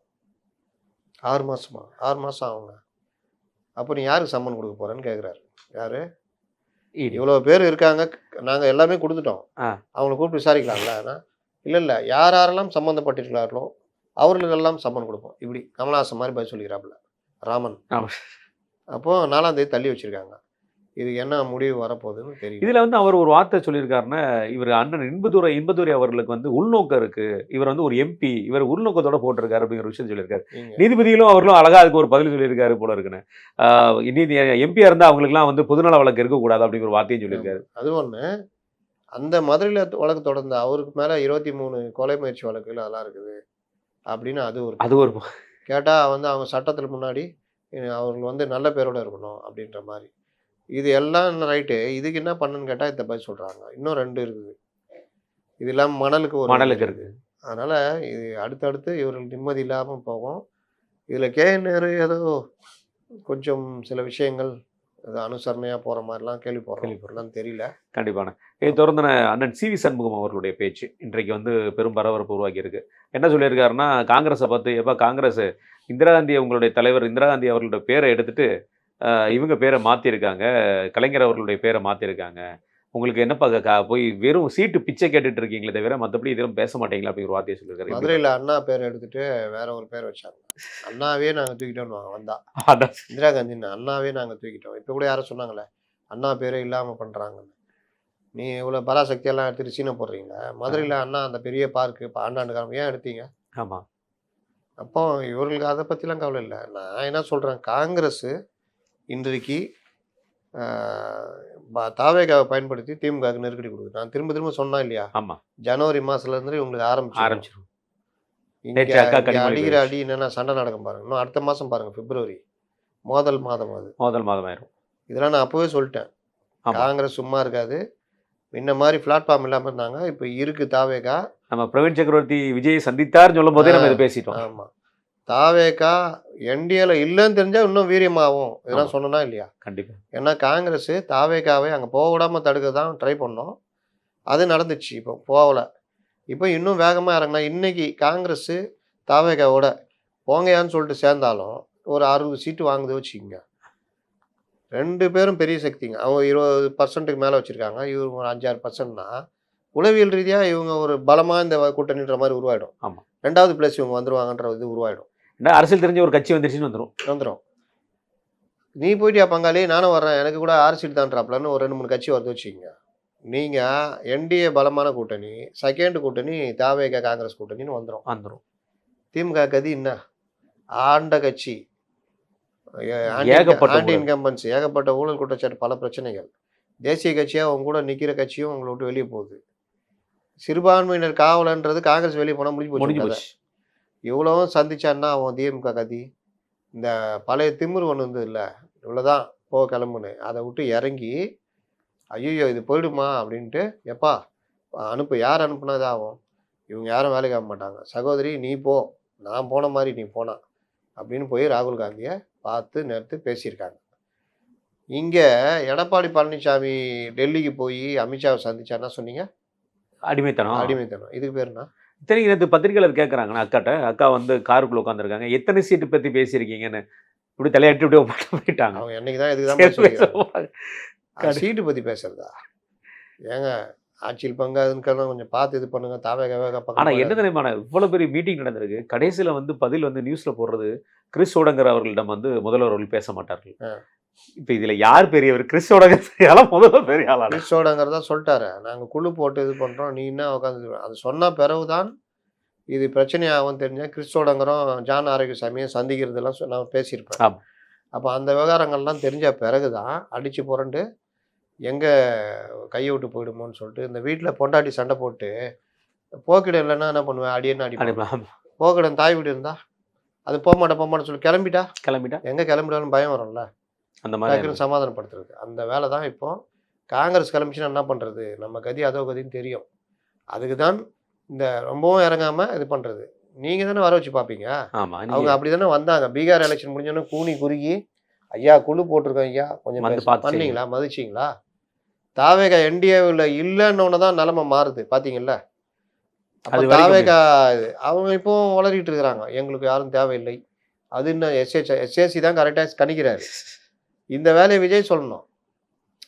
அப்போதாங்க அரசியல்ல அப்படியே பெரிய பரபரப்பு பூகம்பம் கிளம்பும். விஜய் என்ன சொல்லுவாப்ல, எங்க அப்பா என் பேரை யூஸ் பண்ணக்கூடாதுன்னு சொல்லி கோட்டு சொல்லுவார். அப்போ கரெக்டாக அடிச்சாப்ல எஸ்ஏசி. ஆனால் இவங்க உட்காந்துக்கிட்டு அதெல்லாம் கிடையாதுன்னா குழப்பத்தை ஏற்படுத்தணும். எப்போ வந்தாலும் காங்கிரஸ் நாங்கள் தயாராக இருக்கிறோம் ஏற்றுக்கிறதுக்கு. காங்கிரஸ் மட்டும் இல்லை, திமுக அணியிலிருந்து யார் வந்தாலும் ஏற்றுக்கணும், முடிஞ்சது கதை. ஆமாம், இதெல்லாம் இந்த அரசியலை செய்ய தெரியல உங்களுக்கு. இதுங்க தான் பால்வாடிங்க தானே. அதை வந்து எஸ்ஏசி இது ஒரு இதாச்சு. ரெண்டாவது காங்கிரஸ் இந்த மாதிரி உள்விவகாரம் பண்ணுறாங்க அப்படின்னோடனே பயந்து போய் அடித்து போறேன்ட்டு கனிமொழி அனுப்பி வைக்கிறாங்க. அடிமைத்தனம் தானே இது பேர். கண்டிப்பாக போய் காலில் உள்ளாத குறை. அதுவும் ஏன் ராகுலை சந்திக்கிறீங்க? ராகுல் பிரவீன் சக்கரவர்த்தி அனுப்பிச்சு விஜய் சந்திக்கிறாப்புல. அப்போ எங்கே ஆஃப் பண்ணணும்? ராகுல்கிட்ட போய் தான் ஆஃப் பண்ணணும். அதுக்கு தான் இந்த இது போய் பேசி இல்லை அனுப்பலை பார்த்து பண்ணுங்க அப்படின்னு சொல்லிட்டு 30 சீட்டு வரும்னு நினைக்கிறேன். 40 40-40க்குள்ளே கொடுப்பாங்க. மற்றதெல்லாம் வந்து இது பார்த்துக்கணும். ராஜ்யசபா கேட்டிருக்கிற மாதிரி தகவல் சிதம்பரம் இவங்களுக்கு 28 தான் வருது. என்னடா கடைசியில் காங்கிரஸ் ராஜ்யசபா சீட்டு கேட்குற அளவுக்கு போயிட்டா வேற என்ன பண்ணுறது? ஏங்க இருக்கிற வரைக்கும் 18 எம்எல்ஏ ஃபுல்லாக கொடுத்துட்டே இருந்தாங்க. ஆமாம், ஒரே ஒரு தடவை 22ல் சிதம்பரத்தை கொடுத்தீங்க. அப்புறம் ஒவ்வொரு தடவையும் அவங்களுக்கு கொடுக்குறாங்களா 22 எம்எல்ஏக்களை? அது உண்மைதான். திமுக அதை பயன்படுத்தல. 22 எம்எல்ஏ கொடுக்குறாங்க. 6, 6, 6 எல்லாரும் கொடுக்குறாங்க. இதெல்லாம் வச்சு தானுங்க நீங்கள் 4 பேரை இது பண்ணிக்கிறீங்க. ஆமாம், எம்பிஸ் ராஜ்யசபா கொண்டு வந்துடுறாங்க. அப்புறம் அந்த அயோக்கியத்தனம் தானே. கூட்டணி கட்சிகளை மதிக்காமல் அவர்களை சுரண்டுகிற வேலையை தானே நீங்கள் அப்படி பார்த்தா நீங்கள் சொல்ல போனால் திமுக சார்பில் எல்லாமே பார்க்க அப்படிதான் தெரியுது. ஆமாம். அதனால் அநேகமாக ஒரு ராஜ்யசபாவும் கேட்டுருப்பாங்கன்னு நினைக்கிறேன். இதை நோக்கி தான் நகருது. கஷ்டப்பட்டு கையை காலை பிடிச்சி காங்கிரஸை உறுதிப்படுத்துகிற நிலைமைக்கு இன்னைக்கு ஸ்டாலின் தள்ளப்பட்டிருக்கு, திமுக தள்ளப்பட்டிருக்குது என்பதுதான் உண்மை. கண்டிப்பான இறுதியான அண்ணன் ஓபிஎஸ் அவர்களை பற்றின விஷயம். ஓபிஎஸ் அவர்கள் இன்னைக்கு பண்ண வீட்டில் தேனியில் வந்து அவர் கட்சி நிர்வாகிகள்லாம் கூப்பிட்டு பேசியிருக்காரு. இதெல்லாம் கேட்கறதுக்கு நமக்கு ஒரு மாதிரியாக தான் இருக்கும். பட் இருந்தாலும் அவர் பேசுனதை நம்ம சொல்லிடுவோம். என்டிஏ கூட்டணியில் இணைய நான் தயார் அப்படிங்கிற வார்த்தையை சொல்லியிருக்காரு. டிடிவி அவர்களை சொல்லியிருக்காரு, நீங்களும் சரி உங்கள் அருமை அண்ணன் எடப்பாடியார் அவர்களும் சரி நம்ம ஏடிஎம்கே வந்து ஒன்றிணைக்கிற வேலையை பார்க்கலாமே, அதை பார்த்தீங்கன்னா நான் எந்த ஒரு இதுவுமே இல்லாமல் அறிவிப்பு இல்லாமல் நான் வர தயார் அப்படின்னு சொல்கிறாரு. பன்ருட்டி ராமச்சந்திரன் இருக்கும்போது இவர் தான் வந்து என்டிஏ விட்டு வெளியே போனார். யாருமே அவர் அனுப்பலை. என்டிஏ விட்டு வெளியே போனது என்னமோ இவர் தான். இன்னைக்கு இவருக்கே என்ன பதில் சொல்ல வராருண்ணா எனக்கு புரியவே மாட்டேங்குது. குழப்பம்தான். நான் பல தடவை பேசிட்டேன். சொன்னால் அண்ணாமலை ஆட்கள் கோச்சிக்கிறாங்க. வெளியில் வந்துட்டார், அண்ணன் பார்த்துக்கலான்னு போயிட்டாப்புல அவர். இவங்களாம் மாட்டிக்கிட்டு முழிக்கிறாங்க. டக்குன்னு இறங்கி வரதும் கௌரவ குறைச்சல். இறங்கி வராமே இருக்க முடியல. வேறு ஏதாவது அணி அமையன்னு பார்த்தா அதுவும் பெருசாக இல்லை. இப்போ காங்கிரஸ் தாவேக்கெல்லாம் அமைஞ்சிச்சுன்னா அவங்க தைரியமாக போய் அந்த சைடு நின்றுப்பாங்க. ஆமாம், டிடிவியை கூட போயிட்டுருப்பார். அப்போ அந்த மாதிரி பிரச்சனைகள் அங்கே பாஜக ஸ்ட்ராங் பண்ண அந்த கூட்டணின்றதுல உறுதியாக இருக்காங்க. அதனால் இவர் வந்து ஒரு செக்கை வச்சிட்டார்ல டிடிவி. ஆமாம், அது ஒரு 3 முறை முதல்வர். நீங்கள் போய் திமுக சேர முடியுமா? அப்போ இது எல்லாமே அவருக்கு இது 3 எம்எல்ஏ சீட்டு தரேன்ட்டாங்க. இவர் பையன் ஜெயபிரதீப்பும் பாலகிருஷ்ணன் முன்னாள் எம்பியும் ஐயப்பனும் 3 பேருக்கு 3 தொகுதி. அப்போ அண்ணன் ஓபிஎஸ் நிற்கல. அவர் நிற்கல. அவர் உடம்பு சரியில்லைங்க. நீங்கள் என்ன கேட்டால் இவரே நிற்க மாட்டார். அவர் பையனை தான் நிற்க வைப்பார். வைத்தியலிங்கம் அவர் அதை சொல்கிறாங்க எல்லாரும். இந்த தடவை உடம்பு சரியில்லாத பல டிக்கெட்டுகள் துரைமுருகனை தவிர எல்லாம் பண்ணுவாங்க. அவர் மட்டும் தம்பி நீங்கள் பாதி நாள் ஹாஸ்பிட்டல் தான் இருக்கிறீங்கன்னா வேணாம் நான் விட்டுருங்கண்ணன்ற மாதிரி தான் போகும். அதனால் இந்த தேர்தலில் பலரும் ஓய்வு பெறுவார்கள். ஓபிஎஸ் உடைய அணி வந்து தாமரை சின்னத்தில் வாங்கி அவர் கொடுக்குற மாதிரி தாமரை சின்னம் இல்லைன்னா வேணாங்க, அதெல்லாம் வேணாம், நான் அண்ணன் டிடிவி அவர்களுடைய. ஆனால் அந்த வாட்ஸ்அப் குரூப்பை கழிச்சிட்டு வாங்குவாங்க. இல்லை முதல்ல குரூப்பில் 2 பேர் தானே இருப்பாங்க. அதான் நான் ஆல்ரெடி கழிச்சிட்டேனே. அட்மினும் நானும் துணை அட்மின் என் பையன் தான் இருக்காங்க. நான் அதையும் டெலீட் பண்ணிட்டு வந்துடுறேன்ட்டு தான் வருவாங்க. கண்டிப்பான ரொம்ப நன்றி. நேற்று தாவேக்கா விஷயம் நடந்திருக்கு. நம்ம நேரம் அதிகமானனால இன்றைக்கி அதை பேச முடியல. ஒரே ஒரு சின்னது மட்டும் சொல்லிடுறேன். தாவேக்காவுடைய ஆலோசனை கூட்டத்தில் மாநில நிர்வாகிகள் வகுப்பு எடுக்கிற மாதிரி அவங்க சொல்லணும். மறுபடியும் அதே சுயபெருமை தான் பேசியிருக்காங்க. சிடிஆர் மட்டும் கொஞ்சம் சப்ஜெக்ட் பேசினார். இவர் ராதவ அர்ஜுனா ஆவேசமாக பேசிட்டார். வார்த்தையெல்லாம் கண்டபடி விட்டார். வா போ நீ திட்டு பசங்கள்லாம் பேசிட்டார். அதெல்லாம் வந்து சிக்கல். இவரே இப்படி பேசினா கீழே இருக்க. இது வகுப்பு எடுக்கிற மாதிரி கூட்டம். அவர் நல்ல ஒரு விஷயத்தை தொட்டார். இல்லைண்ணா பருதி இளம்பருதி விஷயத்த பேசினார் பார்த்தீங்களா, எங்கூர் தொகுதியை பற்றி. அப்போ ஏடிமி கூட்டணியில் இருந்ததுனால தான் தேமுதிக ஜெயிச்சு. அதெல்லாம் வந்து இவர்கள் பல விஷயங்களை முழுசும் பார்க்க மாட்டாங்க. மேலோட்டமாக சொல்ல பார்த்துட்டு போயிருது. என்னமோ சைக்கிள் கடை வச்சவர் வந்து தானே வந்து போட்டிட்டு ஜெயிச்ச மாதிரி. அவர் கொடுத்தாரு, சைக்கிள் கடை வச்சு கொடுத்தாரு விஜயகாந்த். அதை தான் பாருங்கள். இதில் இன்னொரு விஷயம் என்னென்னா, அதுக்கு முந்தின தொகுதி ஜான் பாண்டியன் 85 வழக்கில் தோத்தாரு. ஆமாம், ஏன்னா அவர் பண்ண தப்பு. பெரிய தகராறு பண்ணி பருத்தி இளம்பருதி வெட்டலாம் போயிட்டாங்க. ஆமாம், பெரிய பிரச்சனை. அந்த கேப்பில் இவங்க ஆளுங்கெல்லாம் பிடிச்சி உள்ள வச்சுட்டாங்க. அந்த 2 ஹவரில் குத்துன்னு குத்திட்டாங்க. அப்படி குத்தியே 85 ஓட்டு வித்தியாசத்தில் தான் பருத்தி ஜெயிச்சார் எழும்பூரில். ஆமாம். அதனால் அது ஒரு பாட்டு. இதெல்லாம் வரலாறு அவருக்கு தெரியுமா? இன்னொரு விஷயம் சொல்கிறேன். மது போதை விவகாரம் சம்மந்தமாக தொட்டு அருமையாக பேசினார். டாஸ்மாக்கு மற்ற விஷயங்கள்லாம் ரொம்ப ஆவேசமாக பேசினார். அவ்வளோ ஆவேசம்லாம் தேவையில்லை, பேசுங்க. ஆனால் அவர்களுக்கு சப்ஜெக்டாக கொண்டு போகணும், புரியணும். இந்த மாதிரி நடக்குது, இதெல்லாம் மாற்றுறதுக்கு தான் நம்ம வந்திருக்கோம் அப்படின்றதான் பேசணும். அது ஆனாலும் நம்ம அடிக்கடி சொல்லிட்டு இருந்தோம், டாஸ்மாக் பற்றி மற்ற இது பற்றி நீங்கள் பேசவே மாட்டீங்க, விஜய் பேசவே மாட்டேங்கிறாரு. நேற்று என்னென்ன சொன்னோமோ அது எல்லாத்தையுமே அவர் பேசியிருக்காரு, வரவேற்க தகுந்தது. நம்பிக்கை முகங்களாக ஒரு 3 மாவட்ட செயலர் மட்டும் தான் என் கண்ணுக்கு தெரிஞ்சாங்க. மற்ற எல்லாம் பாவம் அண்ணன், எல்லாரும் அண்ணன் புசி தான். அதாவது ஒருத்தர் வந்தார், டிவிக்கே தாவேக்கா தளபதி வர்ட்டா மாவட்ட செயலர். அவ்வளோதான் மாவட்ட செயலாளர். அதுக்கு ஒருத்தர் சொன்னார், என்னங்க அவர் புதுசுங்க. ஏங்க புதுசுன்னா டீ கடைக்கு போங்க, நம்ம அவங்கள்ட்ட அரசியல் பேசணும். ஈஸியாக பேசணும். அவ்வளோ அரசியல் பேசுகிறாங்க. இப்போ கட்சியுடைய மாவட்ட செயலர் எவ்வளோ அரசியல் பேசணும். அந்த சேப்பாக்கம் ஒரு வழக்கறிஞர் தம்பி நல்லா வேலை செய்கிறாருன்னு நான் கேள்விப்பட்டேன். பிரதீப் அவர் நல்லா பேசினார். ஒரு நம்பிக்கை அந்த பொண்ணு திருவிகா நகர் வச்சு செஞ்சு விட்டுச்சு. அந்த ஒரு கட்ஸ் இருக்கணும். நம்ம தனியாக இருக்கணும், இதுவும் கட்ஸ் இருக்கணும். வந்துட்டோம், இனி பேசி மாற்றிக்காம போகணும். அண்ணா நகரில் ஒரு தம்பி பேசினாப்புல. இந்த மாதிரி சிலர் வந்து நம்பிக்கை பொங்கலாக தர்றாங்க. நான் என்ன சொல்கிறேன், மாவட்ட செயலாளர்கள் படிங்க. நீங்கள்லாம் அரசியல் ரீதியாக தயாரானீங்கன்னா தான் கீழே இருக்கவங்கள தயார்படுத்த முடியும். இந்த படிப்புன்றத பல விஷயம் தெரிஞ்சுக்கிறன்றத தாவேக்கா கொண்டு போகணும். இவங்க என்னென்னா மப்புல இருக்கிறாங்க. இதுல வேற என்னன்னா, இன்னைக்கு தினகரன்ல ஒரு நியூஸ் போட்டிருக்கு. செங்கோட்டையன் அவர்கள் வந்து விஜய் அவர்களிடம் பேசினாராம். ஒண்ணு ஜனநாயகன், இல்லைன்னா தேர்தலை புறக்கணிங்க. தேர்தலை வைக்கிறதா ஜனநாயகனை வந்து ஏப்ரல் பார்த்துக்கலாம். இது வந்து எம்ஜிஆர் அவர்களுக்கு இதே மாதிரி ஒரு சம்பவம் நடந்துச்சுங்கிற ஒரு விஷயத்தையும் கூறிட்டு வந்து பேசுனதா வந்து தினகரன்ல நியூஸ். எம்ஜிஆர் இதை தள்ளி வச்சுட்டு வந்தார். மதுரைமேட சுந்தரபாண்டியன். மதுரைமேட சுந்தரபாண்டியன். அண்ணா என் கேள்விக்கு என்ன பதிலா, அண்ணா இந்த 2 படம், ஸ்ரீதர்து ஒரு படம், இந்த படம் தள்ளி வச்சுட்டு தான் அவர் வந்தார். அப்புறமா தான் போய் டப்பிங்லாம் முடிச்சு கொடுத்தாரு. இப்போ நான் என்ன சொல்கிறேன், ஜனநாயகனு டிசம்பர் 22 லெட்டர் கொடுத்துட்ருக்காங்க. யூஏ கொடுத்துட்றோம், இந்த காட்சிலாம் கட் பண்ணிட்டு வாங்க, ரிவைஸ் கமிட்டி பார்த்துட்டு யூஏ கொடுத்துட்றோன்னு. அழகாக பண்ணியிருந்தா 22 டிசம்பர் 22 அங்கே இவனுங்க போய் விழா நடத்த போயிட்டாங்க. எது ஆடியோ அது முடிச்சோன்னு புத்தாண்டு கொண்டாட்டம் அதெல்லாம் முடிச்சுட்டு வராங்க. 5ஆம் தேதி மறுபடியும் ரிமைண்ட் பண்ணுறாங்க. பார்த்துக்கலாம் போ அப்படின்ட்டு போய் கேஸை போடுறாங்க. கடைசி இப்போ வழக்கை வாபஸ் வாங்க போகிறாங்களாண்ணே. வாங்கினா தான் நல்லது. நான் தான் அடிக்கடி சொல்லிட்டு இருக்கேன்னு, வாங்கி காலில் விழுந்தாதான் பிப்ரவரி 6 ரிலீஸ் பண்ணலாம். இல்லை போட்டு இழுத்தாங்க வச்சுக்கோங்க, இவங்க சொல்கிற மாதிரி மார்ச் மாதம் வரைக்கும் இழுத்தாங்கன்னா கோட் ஆஃப் கான்டக்ட் வந்துடும், விட்டு அதை இப்போ சொல்லி விட்டுருவாங்க. கண்டிப்பாண்ணே. இதை பற்றி நாளைக்கு நம்ம தெளிவாக பேசுவோம்ண்ணே. நன்றி உங்கள் கருத்தை நடத்தி பாருங்க.